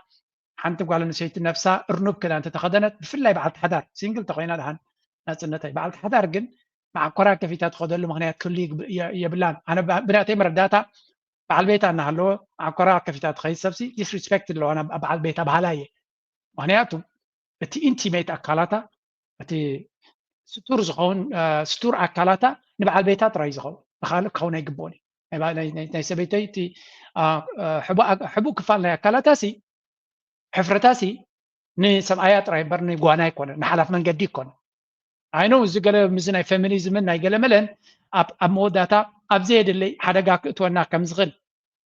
نزا سلزي صعدوا بوست غيرو ما مسرا اخوانا ناي بحكي تقريمه نزا سل تري وازل لهم نحنا صعدوا ذا رياليتي يوروب لم يمسح فما صعدوا كم تري وم زلهم اب ناي منص الطنسي تسرعين الله وايلونكا እቲ ስደተኛ ድማ ንዓና ስደተኛ ስለፀሉ እዮም ነኒ እስላም ይኹኑ ነቶም ፀለምቲ ይጠንሳን ይወልዳን ኣለዋ ስለዚ ዓለም ፅባሕ ንግሆ ናይቶም ዝወልዱ ዘለውን ናይቶም ዝፋረዩ ዘለውን እዩ ናይቶም ምንፃል ጥንሲ እናገበሩ ኣብ ትዊተርን ኣብ ሶሻል ሚድያ ናብ ቫኬሽንን ዝዞራ ዘለው ሕብረተሰብ ኣይኮነን ብምባል እዮም ይርድኦም ኣሎ ክሳዕ ክንደይ ሓደጋ የጋጥሞም ከም ዘሎ ናይ ሆፕ ናይቶም ኣብ ላዕሊ ዘለዋ ፅልዋ ኣብ ሕብረተሰብና ንኸይነግር ምክንያቱ ከም ሕብረተሰብ ክትቅፅል ተኮይንካ ክትፋረቕ ክትክእል ኣለካ ክትወልድን ክትዘምድን ክትክእል ኣለካ እንተዘየለ ከምዚ ሕጂ ንሪኦ ዘለና ኣይ ኒድ ኖ ማን ዝብላ ፌሚኒስትስ ወዲ የድልየንን ሓዳር የድልየንን በይነይ ክገብሮ ክእል እየ ዝብላ ዘለዋ ነቲ ሕብረተሰብ ከጥፍኣ ዝኽእላ እምበር ከልምዓ ዝኽእላ ኣይኮናን ሃደራ ንጠንቀቕ ነቲ ጭዋ ባህልና ሓሊና እንተኸይድና ንስድራ ቤትና ንዓለየትና ክሳብ ሎሚ ዘፅንሖ እቲ ጭዋ ባህሊ እዩ ንዑ እንተሓሊና ፅቡቅ ነገር ንወስኸሉ እቲ ሕማቅ ነገር ተጉሒፍና ግን ሕብረተሰብና ክቕፅል ይኽእል ንሕና ድማ ናብ ፅቡቅ ክንከይድ ንኽእል ኦኬ ንቐፅል ኔክስት ስቴፕ ውሳለ ምንድነው አውቶቡስ ስያሜው በጠመንጃ ቅድሚ ናብዚ ምእታውና እስከ ነዚያ ስምዑለይ ስጉምቲ ግብፂ ኣብ ልዕሊ ኢትዮጵያ ግብፂ ምስ ምምራቕ ዓብዪ ግድብ ሕዳሴ ኢትዮጵያ ተዛሚዱ ጥንኩራት ፀቕጥታት ምግባር ጀሚራ ኣላ ኢትዮጵያ ኣብቲ ዝቕፅል ዘሎ ወርሒ መስከረም ክምረቕ መደብ ሒዛትሉ ዘላ ዓብዪ ግድብ ሕዳሰ ንግብፂ ሓዊሳ መራሕቲ ሃገራት ክርከቡ ደብዳቤ ዕድመ ልኢኻ እያ ፕሬዚደንት ግብፂ ዓብድልፈታሕ አልሲሲ ዓብዪ ግድብ ሕዳሴ ኢትዮጵያ ብዝምልከት ናብ ዩጋንዳዊ መዘንኡ ደብዳቤ ሰይዶላ እቲ ደብዳቤ ብሚኒስትሪ ጉዳያት ወፃኢ ግብፂ በድር ዓብድላጢም እዩ ናብ ካምፓላ ኢንተቤ ተላኢኹም እትማሊ ናብ ኢንተቤ ዝኣተወ ሚኒስተር ካብ ፕሬዚደንት ዓብድልፈታሕ ኤልሲሲ ናብ ፕሬዚደንት ዮዌሪ ሙሴቬኒ መፅሓፎ ደብዳቤ መሓላሊፎሎም ሚኒስትሪ ጉዳያት ወፃኢ ግብፂ ኣብ ዘውፅኦ ሓበሬታ ኣብ ክልቲኣዊ ዝምድናታት ድሕነት ማይ ከምኡውን ምጥንኻር ሰላምን ፀጥታን ኣፍሪቃ ተምስ ዝራረቡ የመልክት ደብዳቤ ከም ንሪኦ ዘለና ግብፂ ድማ ብወገና ነቲ ኢትዮጵያ ነቲ ህዳሴ ግድብ ከመርቕ እየ ኢሉ ሓጎፅጎፅ ዝብሎ ዘሎ ነተን ካልኦት ሃገራት ሓደራኹም እዚ ሰብ እዚ ዝምድና ከይትገብሩ ኢላ ዲፕሎማስያዊ ተነፅሎ ከም ዘጋጥሞ ኣብዪ ኣሕመድ ብኩሉ መንገዲ ኣብ ኮርነር ክፅጋዕ ከም ዘለዎን ክጭበጥ ከም ዘለዎን ደገፍ ክረክብ ከም ዘይብሉን ገብረ እያ ትፍትን ዘላ ናይ ግብፂ ንኻልእ ረብሓ ኢላ ንኣቢ ትቕርቅሮ ዘላ ንዓና ረብሓ እዩ ኩሉ ግዜ ኣቢ ክቕርቀርን ዓቕሉ ክፀበቅ ክኽእል ኣለዎ እንተተኻኢሉ ድማ ክጓሓፉን ክኽእል ኣለዎ ምክንያቱ ንዓና እቲ ዝዓበየ ስግኣት ናትና ስለ ዝኾነ ናትና ስግኣት ብምዃኑ ድማ ንሱ ብቓላቱ ኣብ ዝተፈላለየ ኣጋጣሚ ዝገለፆ እዩ ናቱ ኣዳኸርቲ ዝብልዎ ዘለው ድራዩ እዚ ዳርጋ ናይ ዓቕሊ ፅበት ዘረባ ክንብሎ ንኽእል ውሳለ ምንድነው አውቶቡስ ስያሜው በጠመንጃ ስርዓት መለወጥ መንግስት መገልበጥ በህዝብ አመፅ መንግስት መገልበጥ የሚል ነው የአውቶቡሱ ስም 6 አካላቶች አሉ እዚህ አውቶቡስ ውስጥ በጠመንጃ ነው በህዝባዊ አመፅ ነው መንግስት መገልበጥ በጠመንጃ ስርዓት መለወጥ መንግስት መገልበጥ በህዝብ አመፅ መንግስት መገልበጥ የሚል ነው የአውቶቡሱ ስም 6 አካላቶች አሉ እዚህ አውቶቡስ ውስጥ በጠመንጃ ነው በህዝባዊ አመፅ ነው መንግስት መገልበጥ ነው ኦብጀክቲቭ የአውቶቡሱ ስም እሱ ነው 6 አካላቶች ኣየ መስኪናይ ሬጂም ቼንጅ ኢሉን ኤርትራ ድፍክር ዝነበረ ኣብ 2 ሰሙን መንግስቲ ክቕይሩ እዮም 2 ሰሙን ከማና ይወስደሉን እዩ ድኻማ ይወስደሉን እዩ ሰራዊት ናይ ኢትዮጵያ ኣብዪ ኣሕመድ ዘለዎ ዓቕምን ኢትዮጵያ ንኤርትራ ንመንግስቲ ኤርትራ ንፕሬዚደንት ኢሳያስ ንምላይ ሽግር ዝበሃል የብልናን ዝብሉ ዝነበሩ ሎሚ ተሰልቢጣቶም መንግስቲ ንምቕያር ሬጂም ቼንጅ ኣብ ዓድና ብሰለስተ መንገዲ 3 ኣካላት ዝሳተፍዎ ዘለዉ ኣገዳሲ መፃወዲ ኣይተገይርልና ዘሎ ክራይ ቤቢ ይብሉ ይበሉ ጥራይ ከመይ ኢልኩም ንስማዓዮም እስኪ መን እዮም እቶም 3 አካላት ዝበሃሉ ዘለዉ እስኪ አንደኛው የአውቶቡሱ ባለቤት ነው የአውቶቡሱ ባለቤት ሻቢያ ወይም የኢሳያስ መንግስት ነው ሁለተኛው ለአውቶቡሱ ነዳጅ የሚሞላ ተሳፋሪዎችን የሚቀልብ እሱ የግብጽ መንግስት ይባላል ሶስተኛው የአውቶቡስ ትኬት ቆራጭና ተቆጣጣሪ ነው ይሄ ህወሓት ይባላል ተቆጣጣሪ ነው ህወሓት አራተኛው ለሹፌርነት ቅጥር የሚወዳደሩ ናቸው ለሹፌርነት ቅጥር አይ ወደ ጀዘረባ መቸም ፈኸራን አውያትን ካባኹም አይሐልፍን እንዲሁ ከም ትሪእዎ ዘለኹም ነዚ ኩሉ ስርዓት ንምቕያር ኣብ ኢትዮጵያ ተሃንዲሱ ዘሎ ጉዳይ ቁፅሪ ሓደ ዋና ናይቲ ኣውቶቡስ እታ ስልጣን ንክትቅይር ተበጊሳ ዘላ ኣውቶቡስ ዋና ናታ እታ ኣብ ርእሱ ብዘይ ገዛ ክራይን ብዘይ ዝኾነ ክፍሊትን ኮፍ ኢሉ ዝውዕልን ዝሓድርን ዘሎ ሻዕብያ እዩ ሻዕብያ ኣብ ርእሱ ዓብ ቦታ ዝሓዘ ርእሱ ትሪእዎ ዘለኹም 70% ናይ ርእሱ ሻዕብያ ኮፍ ኢልዎ ዘሎ ኤቭሪ ዴይ ብዛዕባ ሻዕብያ ክትዛረብ ኣለካ ፋይን ፀገም የለን ናትካ ራዕዲ ከምኡ እንድሕር ኮይኑ ብሓጎታትካ ብሻዕብያ ዝተዳህለቱ ኮይኖም ኣቦታትካ ብሻዕብያ ተዳሂሎም ተነይሮም ብተመን ዝተዳህለሲ ብልሕፂ ተደግመ ይብሉ ኻዚ ትሪእዎ ዘለኹም እዮም እታ ኣውቶቡስ ሻዕብያ እንድሕር ኮይኑ ወናኒያን መላኽያን ነዳዲ ዝህባ ዘሎ ነታ ኣውቶቡስ ንኽትንቀሳቐስ ድማ ግብፂ ዝበሃል እዩ ዝብል ዘሎ ኦኬ ሽዑ ድማ ኣብታ ኣውቲስታ ኮይኑ ነታ ዘንቀሳቕስ ዘሎ ገለ ከዓ ህወሓት በልዎ ይብል ኣሎ እቶም ኣብቲ ኣይታ ፈቶሪኖታት ኮይኖም ናብቲ ዝቀዳደሙ ዘሎ ድማ ነቶም ካልኦት ኢትዮጵያውያን ክብል እዩ ኩሉ እዚ ኣብ ውሽጥኩም ዘሎ ፀገም ኢትዮጵያውያን ካብ ዚሮ ተበጊሶም ሓንቲ ብረትን ሓንቲ ኻዝናን ዝነበሮም ብሰንኪ ሕምቀት ናይ ኣብን ሰራዊቱን ትዕቢት ናቱን ዕንደራ ናቱን ዘበገሶ ህዝቢ ኣንጻሩ ኸይዱ ብኩሉ መንገዲ ንሰራዊቱ ክጭፍጭፎ ይውዕል ስለ ዘሎ ካብ ዝተበገሰ ዓቕሊ ፅበት ደኣ እምበር ሻዕብያ ኢዱ ዘእተወልኩም የብልኩምን ግን ድሓን ከም ድሌትኩም ሰድዎ ምክንያቱ ጉዳይኩም ዝያዳ ንስኹም ትፈልጥዎ ንሪኦ ኣለና ናኩም ድኻምነት ናብ ኤርትራ ገፅካ ኣፀጊዕካ ኣውያት ምፍጣር ዓለም ክድንግፀልካ ምፍታን መጀመርያኹም ኣይኮነን መወዳእታኹም እውን ክኸውን ኣይኮነን የሚወዳደረው የኦሮሞ ብሔርተኛው እነ ጀዋር ማለት ነው። እነሱ ለሹፌር ነው ቅጥር ተቀጣሪ ናቸው። ለቅጥር ነው የሚወዳደሩት። አምስተኛው ተሳፋሪዎች ናቸው። ተሳፋሪዎች ፋኖ አለ፣ ኦላ አለ፣ አጠቃቀስኮች አሉ፣ የኢትዮጵያ ካባ የለበሱ አሉ፣ የሻዕቢያ ተላላኪዎች አሉ። እነዚህ በሙሉ በአውቶቡስ ውስጥ ያሉ አካላቶች ናቸው። ሶ ዛሬ ፀግሽ መጣች። ዶክተር ፀጋይ አራርሳ እየሮጠ መጣ ከም ትሪእዎ ዘለኹም ኩሉ እቲ ኢትዮጵያ አንጻሮም ስለ ዝኾነ ዝግበር ነገር የለን ክትእውት ትኽእል ኢኻ አሚን እዚ ቪድዮ እዚ ብዙሕ ግዜ ሼር ዝገብርዎ ነዚ ሕጂ ዝሰምዖ ዘለኹ መሸወድ አያስፈልግም። አሁን ኢትዮጵያ ካልተባላች በስተቀረ አንድ ከሆነች ወደኛ ትዞራለች ብሎ የሚያስቡ ሰዎች አሉበት። ግን ወንድሞቻችን ናቸው። ጠይቀናቸዋል። እኛ እንዴት ነው በአንድ ጊዜ ሸኔን፣ በአንድ ጊዜ ፋኖን፣ በአንድ ጊዜ ቲፒኤልኤፍን ሁለት የማይፈላለጉ ኃይሎች የምታገዙ? ለነሱ ዋና ግብ ኢትዮጵያ ሰላም የሚባል አግኝታ አለማረፏ ነው። እዛ መልሓስ እዚኣ ትማሊ ሻዕብያ እንተዘይነብር ነይሩ እንታይ ምኾንና ነርና ክንገልፆ ይንኽእል ኢና ትብል ዝነበረት እያ። ኣብ ኢትዮጵያ ዘሎ ኩሉ ኩነታትና ኩሉ ትሽግርና የሻዕብያን ኤርትራን እዩ ብግብ ማለት ኣለዉ ዝብሎም ኩሉ ኤርትራ ይዛረብ እቲ ኣብ ኣዳማ ዝበሃል ዝገበሮ ኣብቲ መጀመርያ ክወፅእ ከሎ እቲ ቪድዮ ቆሪፆም እዮም ነዚ ሰክሽን እዚ ቆሪፆም ኣልዮም ነይሮም። ሕጂ ግን ለንቀነ ፕሬዚደንት ኢሳያስ ምስ ተዛረበ ኣውፅዎ በቃ ምሳኻትኩም ትገብርዎ ዘለኹም ኩሉ ንፈልጥ ኢና ኢትዮጵያ ክትባላዕ ኣለዋ ክትበታተን ኣለዋ ትማሊ ሻዕብያ እቲ መንግስቲ ፕሬዚደንት ኢሳያስ ንኢትዮጵያ ሓድነታ ዝሰብኽ ዝሰርሕን ቀዳማይ መራሒ ዝብሉ ዝነበሩ ግምጥል ኢሎም ሕጂ ድማ ከም ገይን ናይዚኦም መልሓስ እዚኦም መወዳእታ የብሉን ከም ንሪኦ ዘለና ግን እቶም ንሱ ዝፍክረሎም ዘሎ ሓይልታት ቤላ ገይሮም ፈሊጦሞ እዚ ሰብ እዚ ግን ብንጉሁ ጥዑይ ከም ዘይነበረን እና ከም ዘይነበሮን ኣብዚ ስምዑ ቀደም ብዬ ሳሳያችሁ የነበረው የዚህ ሰውዬ ወደ አፎም ጋር የምንካፈለው አሰብ ይሆናል።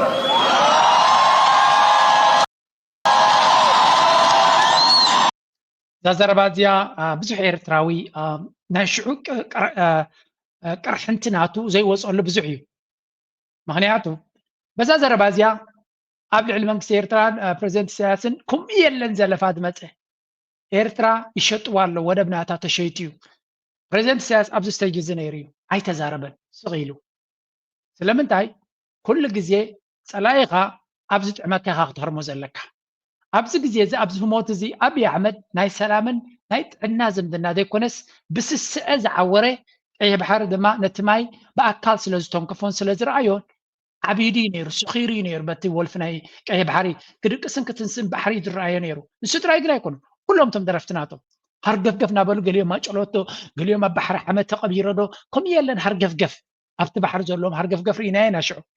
ዝበዝሐ ኤርትራዊ ኣብ ደገ ዘሎ ብፍላይ ድማ ኣብ ደንበ ተቃውሞ ዝነበረ ተፀሊሉ በዚ ክብለኩም ተፀሊሉ እዩ። እቶም ሽዑ ሻዕብያ ወይ መንግስቲ ኤርትራ ንህግደፍን ኤርትራ ይሸጥዋ ኣለዉ ዝብሉ ዝነበሩ ሎሚ ከ እንታይ ይብሉ ኣለዉ እስኪ እገርመካ ኮይ ሎሚ ከዓ ሻዕብያ ሓቢሩ ክሰርሕ ስለዘይድለ ንዓቢ ምስ ኢትዮጵያ ምስ ኤርትራ ንከይትሰርሕ ቀንዲ ዕንቅፋት ኮይኑ ዘሎ ሻዕብያ እዩ። እንታይ ማለት እዩ እዚ እቲ መንግስቲ ኤርትራ ኣብቲ እዋን ዝኸዶ ዝነበረ ናይ ነዊሕ ገይም እዩ ነይርዎ። ኣነ ሕጂ ክሪኦ ከለኹ ትሽዑ ዝዛረቦ ዝነበረ ኣብን ዝገብሮ ዝነበረ ድራማታትን ክሳብ ዕላምኦም ዝሃርሙ ስቕ ኢሎም ይርእይዎ ነይሩ። ንሓን ኢንተርቴይን ክንገብሮ ኢና ድሌቱ ይበል ድሌቱ ይዛረብ ንሕና እቲ ገይም ቀስ ኢልና ኣብ ዕላማና ንዓና ብዝምችእ ክንከዶ ኢና ንሶም ዝበሉን ዝዓፈሩን ዝገዓሩን ተጋዓሩ ሽዑ ካብ ስልጣን መፅዩ ክሳብ ዝረጋጋእ ንሕና ዘድልየና ነገራት ክንገብር ኢና። ናይ ትግራይ ምስላ ኩሉ ግዜ ኣብ ምዚኣ ፐርፌክት ትኸይድ ኣላ እስክ ትዳለ ቀየት ላይ ኣቡካ ታለ ይብሉ ክሳብ ዝደልወካሲ ወላ ምስ ፀላኢኻ ጓሳ ኮይንካ ኸይድ ክሳብ ትዳሎ። ስለዚ ኩሉ ግዜ ዕላማኻ ኣነፂርካ መዓስ ስትራይክ ትገብር መዓስ ሃር መዓስ ትገድፍ ክትፈልጥ ኣለካ። ستالين تايلس كما ديسلو عنا خمزي بلو بخامي مديسلو በኢትዮጵያ መፍረስ አሁን ለምንባላው መባላት ሁሉ ምክንያት የሆኑ መሪዎች ደግሞ አሏቸው። መዘንጋት ደግሞ የለብን። ምን አለ ሰላም ከወደ አፎም ጋር ምንካፈለው አሰብ ይሆናል ሳይባል ሰላም ይሆናል ለምን አትልም? እሱ ነበር የሚያተርፈው። ከዛ በኋላ አሰብ ሰከንደሪ ነው ይመጣል። ገንዘብ ካለ ይመጣል። ገንዘብ ካለ ለነሱ ይጠቀሙበታል። አይደለም ሰላም ይሆናል ምንካፈለው ሰላም ይሆናል ስትል ከሰላም በኋላ ሁሉም ይመጣል። ያ كبريزنت سياس نروحبو مس بريزنت سياس مس بيرتران نكافلو نمقلون نربحون سلاميون تتبل نيركا سلام حسكا كل نجر كبص هيخلي إثيوبيا صقما أفدق بحري كون سلام مساني سلام تزلون يرون زيجو قبرز فتن زلو قطبا بزبلت مرخبه أفدق بحري بز حسر واقع مرخبه نيرو كل نجر مسلوطون يرجن هسه بزي بس السعز عور سلو زغونه نتي أقداس نجر سسع كلبي كم نبلو سسع كلبي أنا هوخ زبسي درفوني رانا يا باهل هوخ كلبسي قرن لام ينكس يوم زبلوه شبت بيت قبل قرن لام ينكس قرن لام كتنكس كان خادمة قرن لام أب أفكان تيتي خايو فنسق تبيلات كابو غير كادما مع التموت كات وج مالتي أبزي كاليتي لدتو أيالو زبلا خاص كسمو سان كيازو جمرو لوقتو ጠቅላይ ሚኒስትር አብይ አህመድ የኢትዮጵያ ህዝብ አጀንዳ ሆኖ አያውቅም። እንኳንስ ህዝብ በፓርቲ ቁጥጥር የላቸውም፣ በመንግስት መዋቅር ቁጥጥር የላቸውም። ግን የመንግስትንም የፓርቲንም ስልጣን ቀምተው ሁሉንም ነገር እየወሰኑ ያሉ ሰው እና በዚህ ደረጃ የማን መንግስት ነው የሚለው ለኔ የአንድ ጠቅላይ ሚኒስትርና የአጫፋሪዎቹ መንግስት ነው። እጅን ታይዝ ብንዘለ ልደታ ያለው ሕፅር አቢልና ክንሪ አብይ አሕመድ ኢትዮጵያ ይቆፃፀራን እዩ ዘሎ ቁፅፅርና ኢትዮጵያ የብሉን زعبي كفالنا إثيوبيا يكو عصرون يزلو بقمت قالوا أبي أحمد أبي إثيوبيا منقستي يلن أبي أحمد يزلو لا يزل زلو تاي مالتي أبي أحمد نتي منقستنا إثيوبيا ملو بملو سراويتو منسترتاتو نقولو تقوطا سيرو يزلو نسوزو كو عصرو زلو منقستكن أبي إثيوبيا كوزصر والحنت كو عصر يكالن تاي مالتي نتهم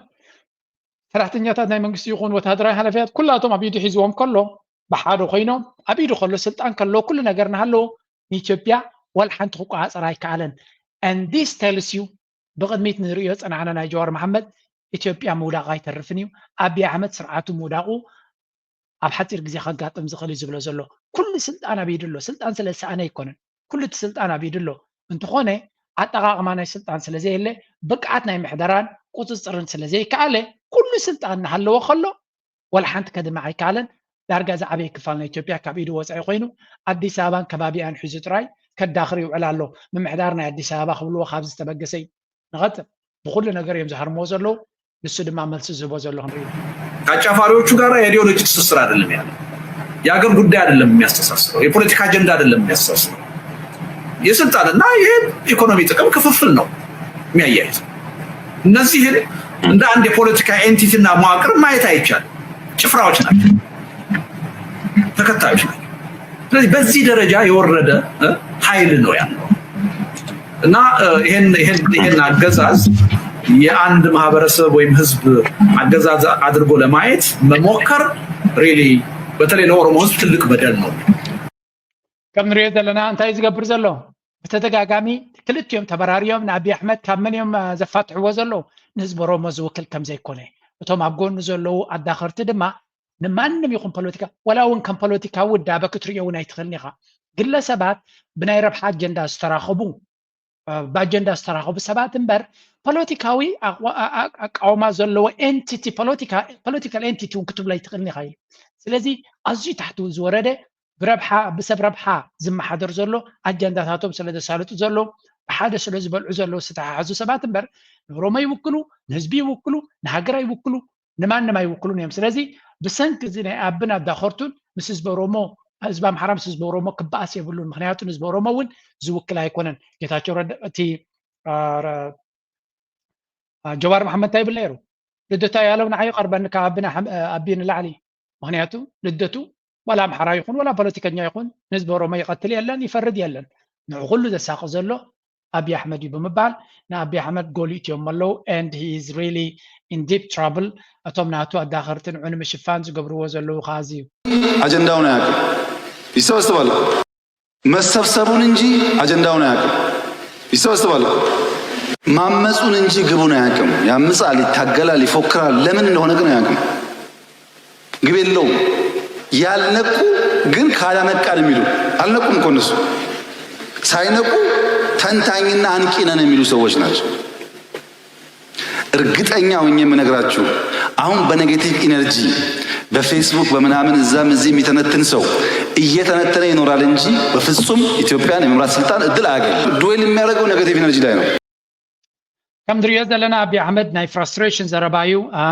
ኣብዚኣ ሶሻል ሚድያ ኮይንካ እናተንተንካ እናተዛረብካን ግላዊ ኣጀንዳኻ እናገበርካ ትነብር ዘለኻ እዞም ሰባት እዚኣቶም ክትንትኑን ክግዕሩን ክነብሩ ዳ እምበር ኣብ ኢትዮጵያ መፅኦም ፖለቲካዊ ስልጣን ክሕዙ ኣይክእሉን እዮም። ኣጀንዳ የብሎምን። ተኣኻኺቦም ተተዛረቡን ዕላማ ዝስበፅሕዎ ነገር የብሎምን። I think እቶም ናቱ ካድረታት ለንቀን ቢዝዮም ዘለው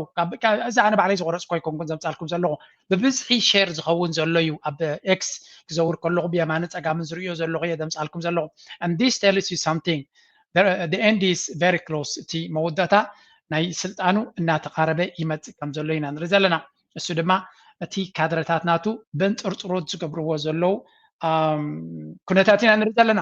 ንክንደይ ክቕፅሉ እዮም እንታይ ክኸውን what is going to happen I don't know, but one thing is clear: Abiy Ahmed is in a deep trouble, and we don't know how long he will last. نخندك سنيو بخمين زاقو دايزيا كوتايو نعون نتوم أداخرتناتون زملكات كوينو كال فيديو كبكم حتباني رجل حجيك رغبة أي كالكون على الغزية كبكم نزيا كبكم دليني رزيا محجز بلايا. عند شيء عمت بيتاجلوا سلام ما يشنفون. عند شيء عمت بيودكو بالنسو لو سلام ما يمتو يعني يوم من قرت لو وده سلام عندي متو بزي يتكبروا عروي أو كان بفضل نيجلس نسرنيا ما عينة نيتا دلن دم عروي أو كان أقرب الله جوان ما عينة نيتا دلن دم عروي أو كان بفضل نيجلس نسرنيا لم يكتلوا شيء ما طعمتن وقال جي منو هوت يل أبي أحمد لك كم تقد ميزنا برا منقص هاي المريم تمساس على الفقرة يتفكر زلهم زبلوا زلوا the end is very near to ناتهم نا أبي أحمد مع التاتون زغوط أركم زخونة زجلس كنتاتنا نرجلنا we'll see أبزي أبتنا يتقرأ politica ناس قرنا خن كيدنا I think تي كنتات it's becoming obvious أبي أحمد ناب نمو داتا ساعاتو قريب بخمزة لتراينا نرزلنا ولسي نسوديك تصنح بخمزة ديك قتل نوح ديك كعوت حبيرنا كنريو نخل قداي كويني سمعني زيا سمعنا نخيت ትክክል እና ይሄ እኔ በዚህ ረገድ ያለኝ አቋም ከድሮም ጀምሮ የሚታወቅ ነው። ታስታውሳለህ ማን የማን ነው በሚል አርቲክል ጽፌ አሰራጭቻለሁ። የቀድሞ ስርዓት ያማራ بيجا قالوا سلوا حقيقي بقى ذو حقيقي سعونا يمزلوها حقيقي إثيوبيا تبلعنا تدفنايا ናይ ትግራይ ፖለቲካዊ ሓሸውየ ድማ ራዩ ሕጂ ስለዚ ሰዓውና ህዝቢ ትግራይ ተሰልፍ እዚ ሓቂ ናይ ኢትዮጵያ ፓስፖርት ሒዝካ ላዘርካ ናይ ኢትዮጵያ ኮኹ ይገለሲ ማለት ካብ ሓቂ ኣናይና ክንጅምሮ ዘለና ፋክትስ ኣነ ኢትዮጵያዊ እየ ትግራይ ትፅር ሃገረ ትግራይ እናበለ መዓት መንእሰይ ወዲና እንትነበብዕ ተመሊስናስ ኢትዮጵያዊ እየ ትግራይ ስዒራ ድያ ተመሊስካ ኣፍታ ናይ ደገ ናይ ውሽጥን ዓቕምታታ ኣዋዲዳ ፅንታ ዝፈፀመትልካ ዓዲ ስዒርካ ናብኡ ንክትሽጎጥ ድዩ عاد انجليز كوين كيك زودعنا رساي امطيا يخاف زبرلنا اكسبورت زتغبر مرح كوي ممطيهم كف بينهم لاندي نحنا زمرطنا ياري بحريانا زقمطنا يا سبديني انك وايت هاوس توهاونا قلعي ኢትዮጵያ ኮ ፓስፖርትና ቡንዲኒዮ ብዛዕባ ዲሞክራሲ ከበልና ከመገርና ሀገር ንሐስብ ምናምን ኣብ ኢትዮጵያ ከዲሞክራሲ ነይዲ አቢ ራስ ለጓና ያድነው እንትና ያድነው ናበልና ነርና ሕዚ ግን ናቱ መጋሪ ሓይሉ ኮይንካ ክሰርሕ ምድላይ ታይ ማለት እዩ ሕዚ ሓሳብ ተገሊጽካ ኮሚትመንት ክተርእይኻ ኮሚትመንትካ ድማ ተተራእዩ ክትፍረጅ ኢኻ ሕወሓትሲ ውድ መንግስቲ ዝኾነ ፖለቲካ ስርዓት ገለ ጥራሕ ጌርና ኣይንውሰዶ ባዕሉ ባህሊ እዩ እሱ ሕማቕ ባህሊ እዩ ሕሙና ገተረ ዝኾነ ኣዋጅክተን ሓደ ፕሬዚደንት ዝግበር ኢሉ ትእዛዝ ሂብካ ንሳ ትገብር ገንዘብ ይለኣኸልካ ትብትን ቆልዑ ትእክብ ጫፍ ዝበልዑ ግዛዕ ዝገብሩ ኣብ ኣደባባይ ንዕበሉ ለውጢ ደሊና ኢና ትብል ካብኡ ለውጢ ዝመርሕ ከዓኒ ተዓብዩ ጋውና ዝበልካ ኢኻ ሕንቶ ትበስበስ ጋውና ሕዚ እውን ከወሰንኩ ስንልካ ኢኻ ትፅበ ዘለካ እዩ السم مفتاح كم تلقى إخات تثبت لها السم مفتاح كم تلقى تثبت هين كان يموك أسمر الوني والخيل يلو سدانا لعلو تخير خاخا بس من تقبل جورو واي ليش لا باشا بحزم مزيوم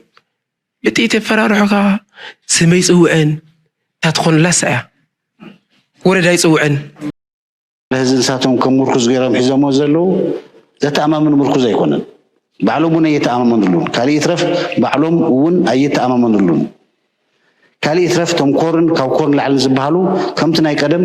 توم شيتو تقاومهم زوصن وش جبره نودان ترو نوداباته نكبره نسجع مركز راح يكون توم أشيتو تخكل مسؤولهم زنورو كورن كاو كورن لعل نون هذي أو يلون تجاجنا أنا نرنا زورو بزحاتهم فلت يعني تكون تحزلون كه كاب قدمون يتقبلون تنقر قلتي بالسلام كود أصل زلوا زياتهم حتسدلهم عبرو باي إذا تريور لهم تي دي اف بحال زنبره هجر ما سراويت نايت تግራይ ኮይኑ ዘሎ እዩ ንዓሚኡ ዘናሽ ዘሎ I think ጻድቃን ታዝነበረ ቶሪ ቤላ ገይሩ ከም ዝበል አይ ዝንገር ዘሎ እስኪ ኣብዚ ካብኻለ መንገዲ ክንሪዮ እቲ ኩነታት ናቶም መመሊሱ ድራማ እናኾነ እንዲ ዝቕፅል ዘሎ ለትስ ነዚያስ ከስምዑዋ ኣብ ትግራይ ናብ ሞንጎ ኢትዮጵያን ዘሎ ምስሓብ ስዒብ እውን ኣብ ዝሓለፈ እዋን ሰሚዕኻ ትኸውን ኢኻ መንግስቲ ኢትዮጵያ ኣብ ትግራይ ብሰላማዊ ዝኾነ ማለት ብዘይ ተኹሲ ትግራይ በታቲኑ ን4 ኪሎ ስግኣት ዘይትኸውን ዓዲ ንምፍጣር ብዝተፈላለየ ምንቅስቃሳት እንዳገበረ ፀኒሑ እዩ ኣብ ሞንጎ ፖለቲከኛታት ብፍላይ ከዓ ውሽጢ ሕወሓት እውን ክፍፍል ብምፍጣር እቲ ትሪኦ ዘለኻ ሕዚ ናይ ፖለቲካዊ ቅልውላው እውን ዓሚቕ ዝኾነ ተኣሽሙ ክሕዝ ገይሩ እዩ ከምኡ ድማ ብኣንጻሩ ድማ ቅድም ክብላ በቲዲኤፍ ዝነበሩን ህልውና ትግራይ ዝቃለሱ ዝነበሩ ወገናት እውን ሕዝና ብዓፋር ብምውሳድ ማለት እዩ ዝተፈላለዩ ወታደራዊ ዕጥቂ ይኹን ስንቂ ይኹን ኩሉ መዳያዊ ሓገዝ እንዳተገብረሎም ኣብ ዓፋር ይስልጥኑ ኣለዉ እዚ ድማ ኣንጻር ትግራይ ኩናት ንኽውልዕ እዩ ቅድም ክብል ኣብ ዝሓለፈ ሰሙን ይመስለኒ ጀነራል ታደሰ ወረደ ኣብ ዓፋር ዘለዎ ሓይልታት እንድሕር ዳ ኣብ ላዕሊ ትግራይ ዝኾነ ይኹን ዓይነት ናይ ተኹሲ ምትንኻያት ዝገብሩ እንተኾይኖም ናይ ፌደራል መንግስቲ ልኡኽቶም ምዃኑ ኢና ንርዳእ ስለዚ ኣብዚኣ ትግበር ምንቅስቃስ ኩላ ብሙሉእ ሓላፍነት ዝወስደላ ድማ ፌደራል መንግስቲ እዩ ዝብል ቅዋም ምሕላፍ እውን ዝፍለጥ እዩ እሞ እዚ ስዒቡ ግን ኣብ ዝሓለፈ ኣብዚ ሰሙን እዚ እዞም ሓይልታት ኣብ ዓፋር ዘለዉ ሓይልታት ኣንጻር ሰራዊት ትግራይ ማለት መጥቃዕቲ ከፊቶም ናይ ሰብ ሂወት ከም ዝሕለፉ እውን ሓበሬታታት ወፂኡ ነይሩ እዚ ይርድኡ እዩ በዚ ሸኸት ኣንፈት ማለት እዩ ሕዚ ነዚ ስዒቡ ኣብይ ኣሕመድ ኣብ ልዕሊ ሓይልታት ትግራይ ዝወሰዶ ስጉምቲ እቲ ናይ መጀመርያ ኩናት መኽፈት ምዕራፍ እዩ ማሊክ ኣሉ እዚ ኩነታት እዚ ከመይ ኢኻ ትርድኡ ናበይ ከ እዩ ከምራሕ እታ ሕቶ ኦሬዲ ነፍሳ ዝኻለት ዘረባ ስለ ዝኾነት እያ እቲ ኣብይ ኣሕመድ ዝኽተሎ ዘሎ መንገዲ ነቲ ናይ ትግራይ ወተሃደራዊ ዓቕሚ ፖለቲካዊ ዓቕሚ ቁጠባዊ ዓቕሚ እኳ ብቐደም ረሚስዎ እዩ ነቲ ዝነበሮም ሓድነት ናይ ካብን ኣቦ ኣብ ግዜ ኩናት ሓድነት ነይርዎም ብሓደ ኮይኖም እዮም ተቃሊሶም ዝነበሮም ፖለቲካዊ ምትእስሳርን ወተሃደራዊ ዓቕምን ኣላሕሊሑ ኣፀቢቑ ገይሩ ከዳኽሞም መቦ ገይሩ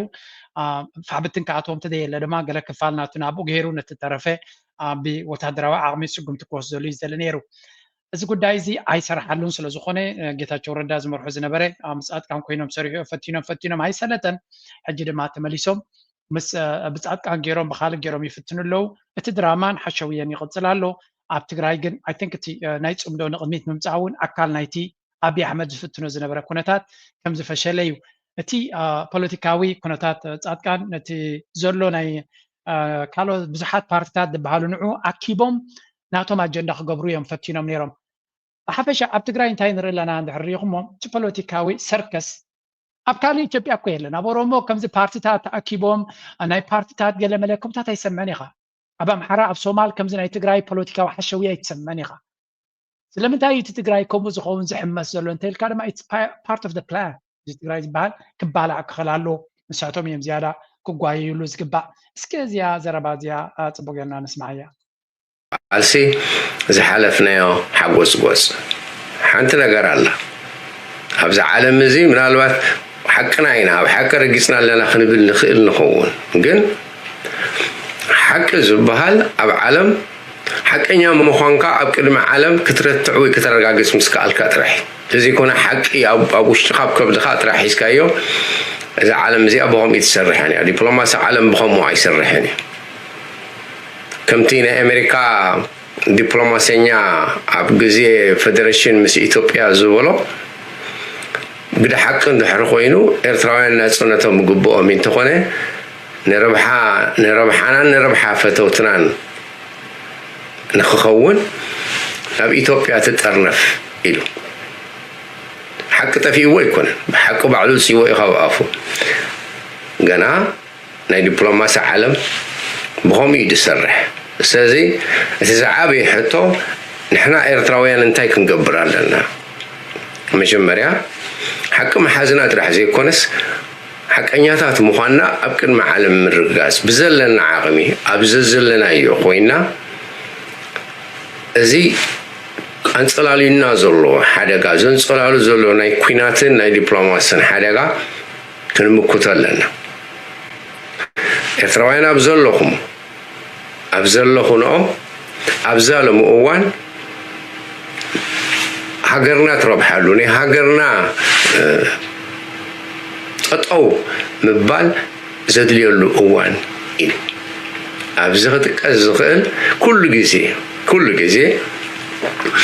ምጸላኢ ዝጸምድ ወላ ዕማኾ ይኹን ኣይሰኣንን ኣብዚ እዋን እዚ እውን ነዚ ሕጂ ተሃዲድን ፍኸራን ነዚ ዝኩሉ ጀህራን ገማዕማዕን ናይ ኢትዮጵያ ዝድግፉ ዕማኾ ሕዋትና ንሓትናን ኣለዉ ካለ ክጥቀስ ዝከኣል ወላ እኳ ኣብ ድላይ ኩርና ነዚ ዘሎ ብሓቂ እዚ ንሰምዖ ዘለና ዘረባ ዓብዪ ዘረባን ኣገዳሲ ዘረባን እዩ ናይ ኤርትራ መንግስቲ ክቃወምዎ ዝፀንሑ ኣብዚ እዋን እዚ ነው ሃገርና እዩ ረብሓና እዩ ህዝብና ኢሎም ኣንጻር እዚ ናይ ኢትዮጵያ ናይ መንግስቲ ኢትዮጵያ ተንኪሊንጎ ናይ ብሓቂ ፅቡቅ ዘረባ እዩ ወላ ሓንቲ ክወስኸላ ይክልኒ ካልእ ሓንቲ ቪድዮ ካብ ውሽጢ ዓደይ ድወፀት ክንርኢና እዛ ቪድዮ እዚኣ ቅድሚ ንዓ ምርኣየይ ድሓን እዚኣ ምንርኣያ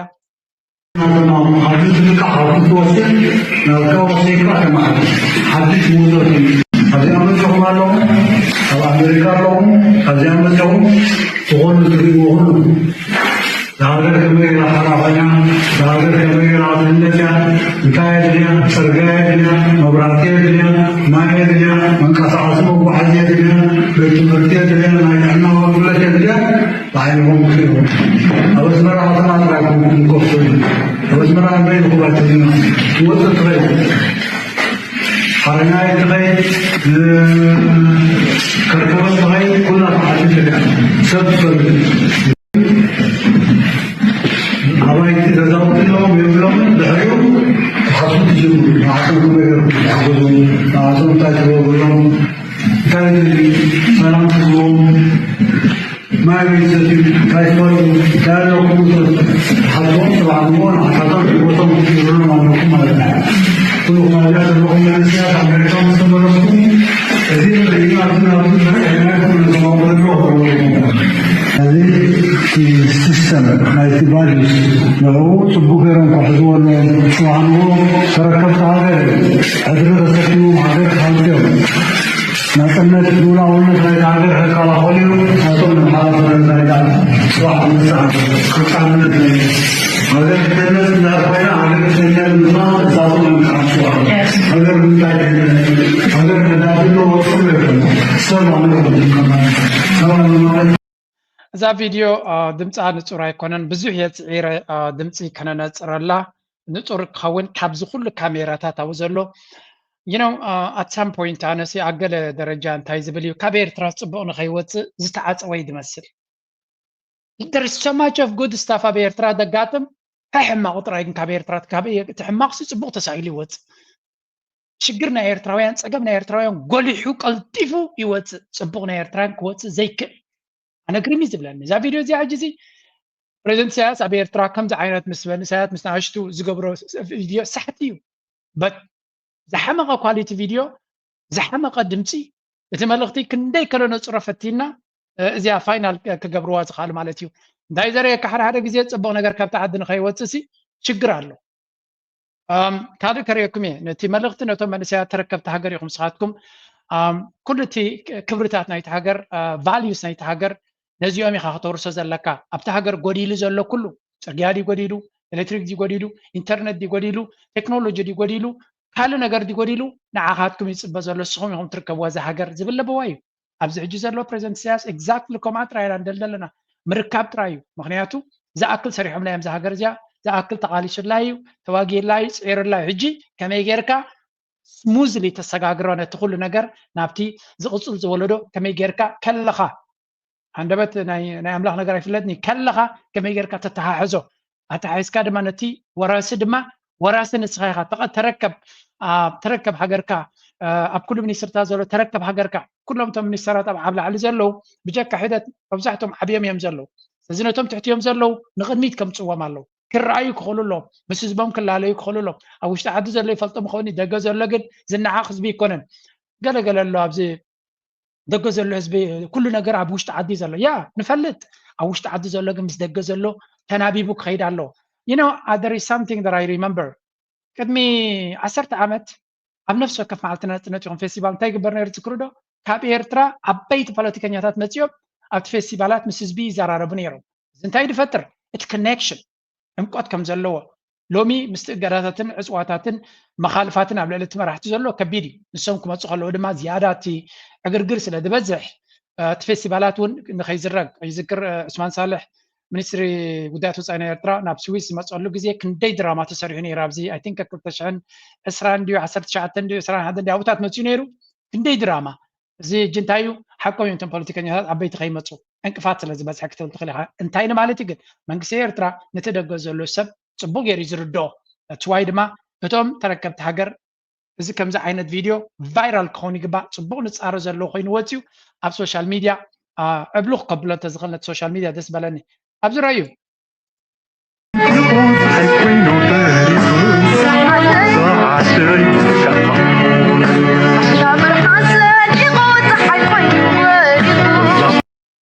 እዚ ቪድዮ እዚ ካብ ገርጉስም ዝወፀ እዩ ኣሚን ከማይ እንድሕር ኮይንኩም ሲ ከምዚ መንእሰያትና ኤርትራ ክፃወቱ ክዘናግዑ ኣፍ ደገ ባሕርና ከምዚ ክትርእዩ ከለኹም ክንምንታይ ንሕጎስ ንፈልጥ ኢና ምክንያቱ they deserve this ኣብ ደገ ንስኻ ግሪክ ምስከትካ ወይ ኣብ ገማግም ባሕርታት ናይ ካልእ ዓለማት ምስከትካ ጥራይ ዝግበር ወይ እውን ኣብ በዓል ናይ ኤውሮጳ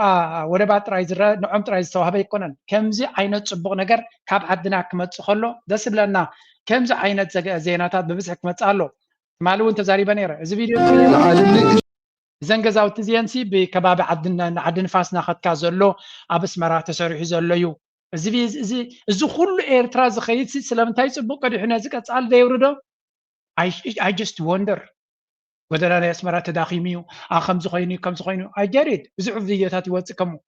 ነዚ ነገር እዚ ግን ቀፃሊ ኣብ ከምዚ ደረጃ በፅሒ ዘሎ ተሳኢሉ ኣብ ቪድዮታት ኣብ ሶሻል ሚድያ ፖስት ዘይኮነሉ ምክንያት ኣነ ይግረም እየ ከምዚ ረኣኽዎ ድማ እዚ ነቶም ገዳይም ተጋደልቲ ክወሃብ እዩ ደስ ይብለና ማንም ኤርትራዊ ደስ ይብል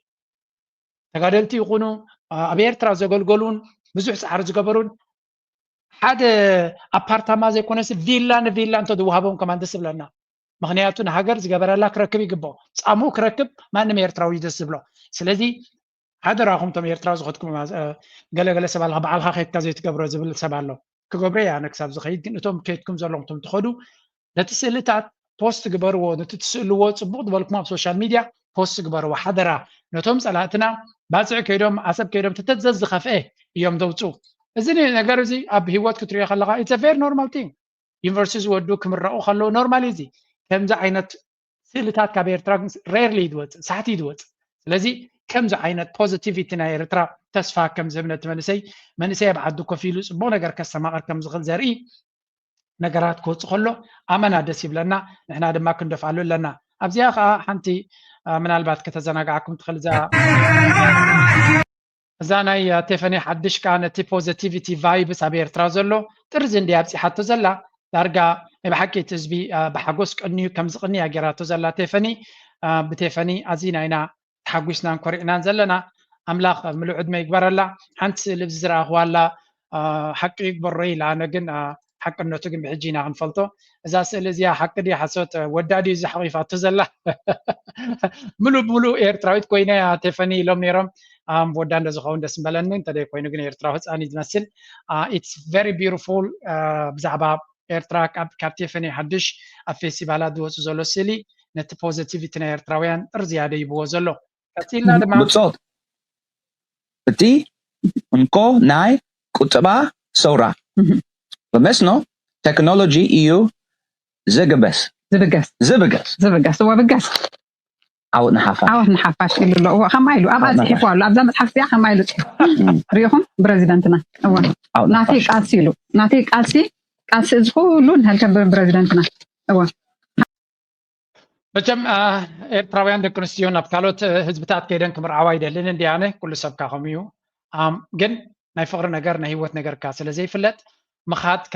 كاب أجات أمه كم زيات جبريا زلقي هذا سبب ما نبي إيرتران تمسيات لنا دما أين تسألنينا مجمريا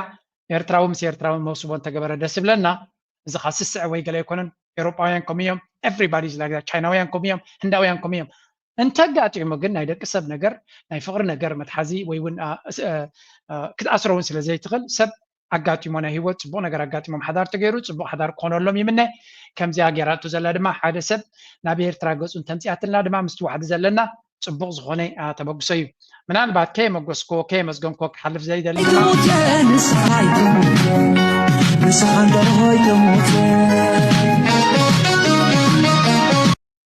هذا سب كم زي جيروني هابي بيرثداي تبغ فيديو تاعك أنا بيرو جيرو ثانك يو قبل يدلي تعسل سرتكم لي نتا تقديس كهم زعينا سلي بيرثداي ناتي كم هي زجبر كلي whoever you are thank you very much ما بتاعتكم هابي بيرثدايز بالملقتون صحيفكم لين ببرايفت في كومنت صحيفكم يغني لي كم نايلو ما عمت هند بتي حمام مستاني نايرتران امريكان يا كتردات نجيران بربزوح نتي بيرثداي ابزبي عمتي انا تزبي كل جزء سلا تحجزوني ببيرثداي غيركم كا مورال هابونكم لكم هيدلني انا واي was very nice thank you very much كبلكم يدلي قالوا من فيديو نوي حلا قلنا دحن كتودا سلا زخونه الجناب اغصه thank you very much everybody نزي channel تدغفو زلهم سلا تقول تقبرولنا دس بلني ابزياون حنت فيديو لاتني صبغتي بحاده صبغ زخونه I don't know كلت يوم إيرتراويان دي محادث عدن هذا إيرتراويان دي يفلتني يجن صبغت درفيا باغير خزازمه يغني لي لايك جبورو شير جبورو ريتوهم كده في نابلكو مزيا خد عبيو عدها تبلغ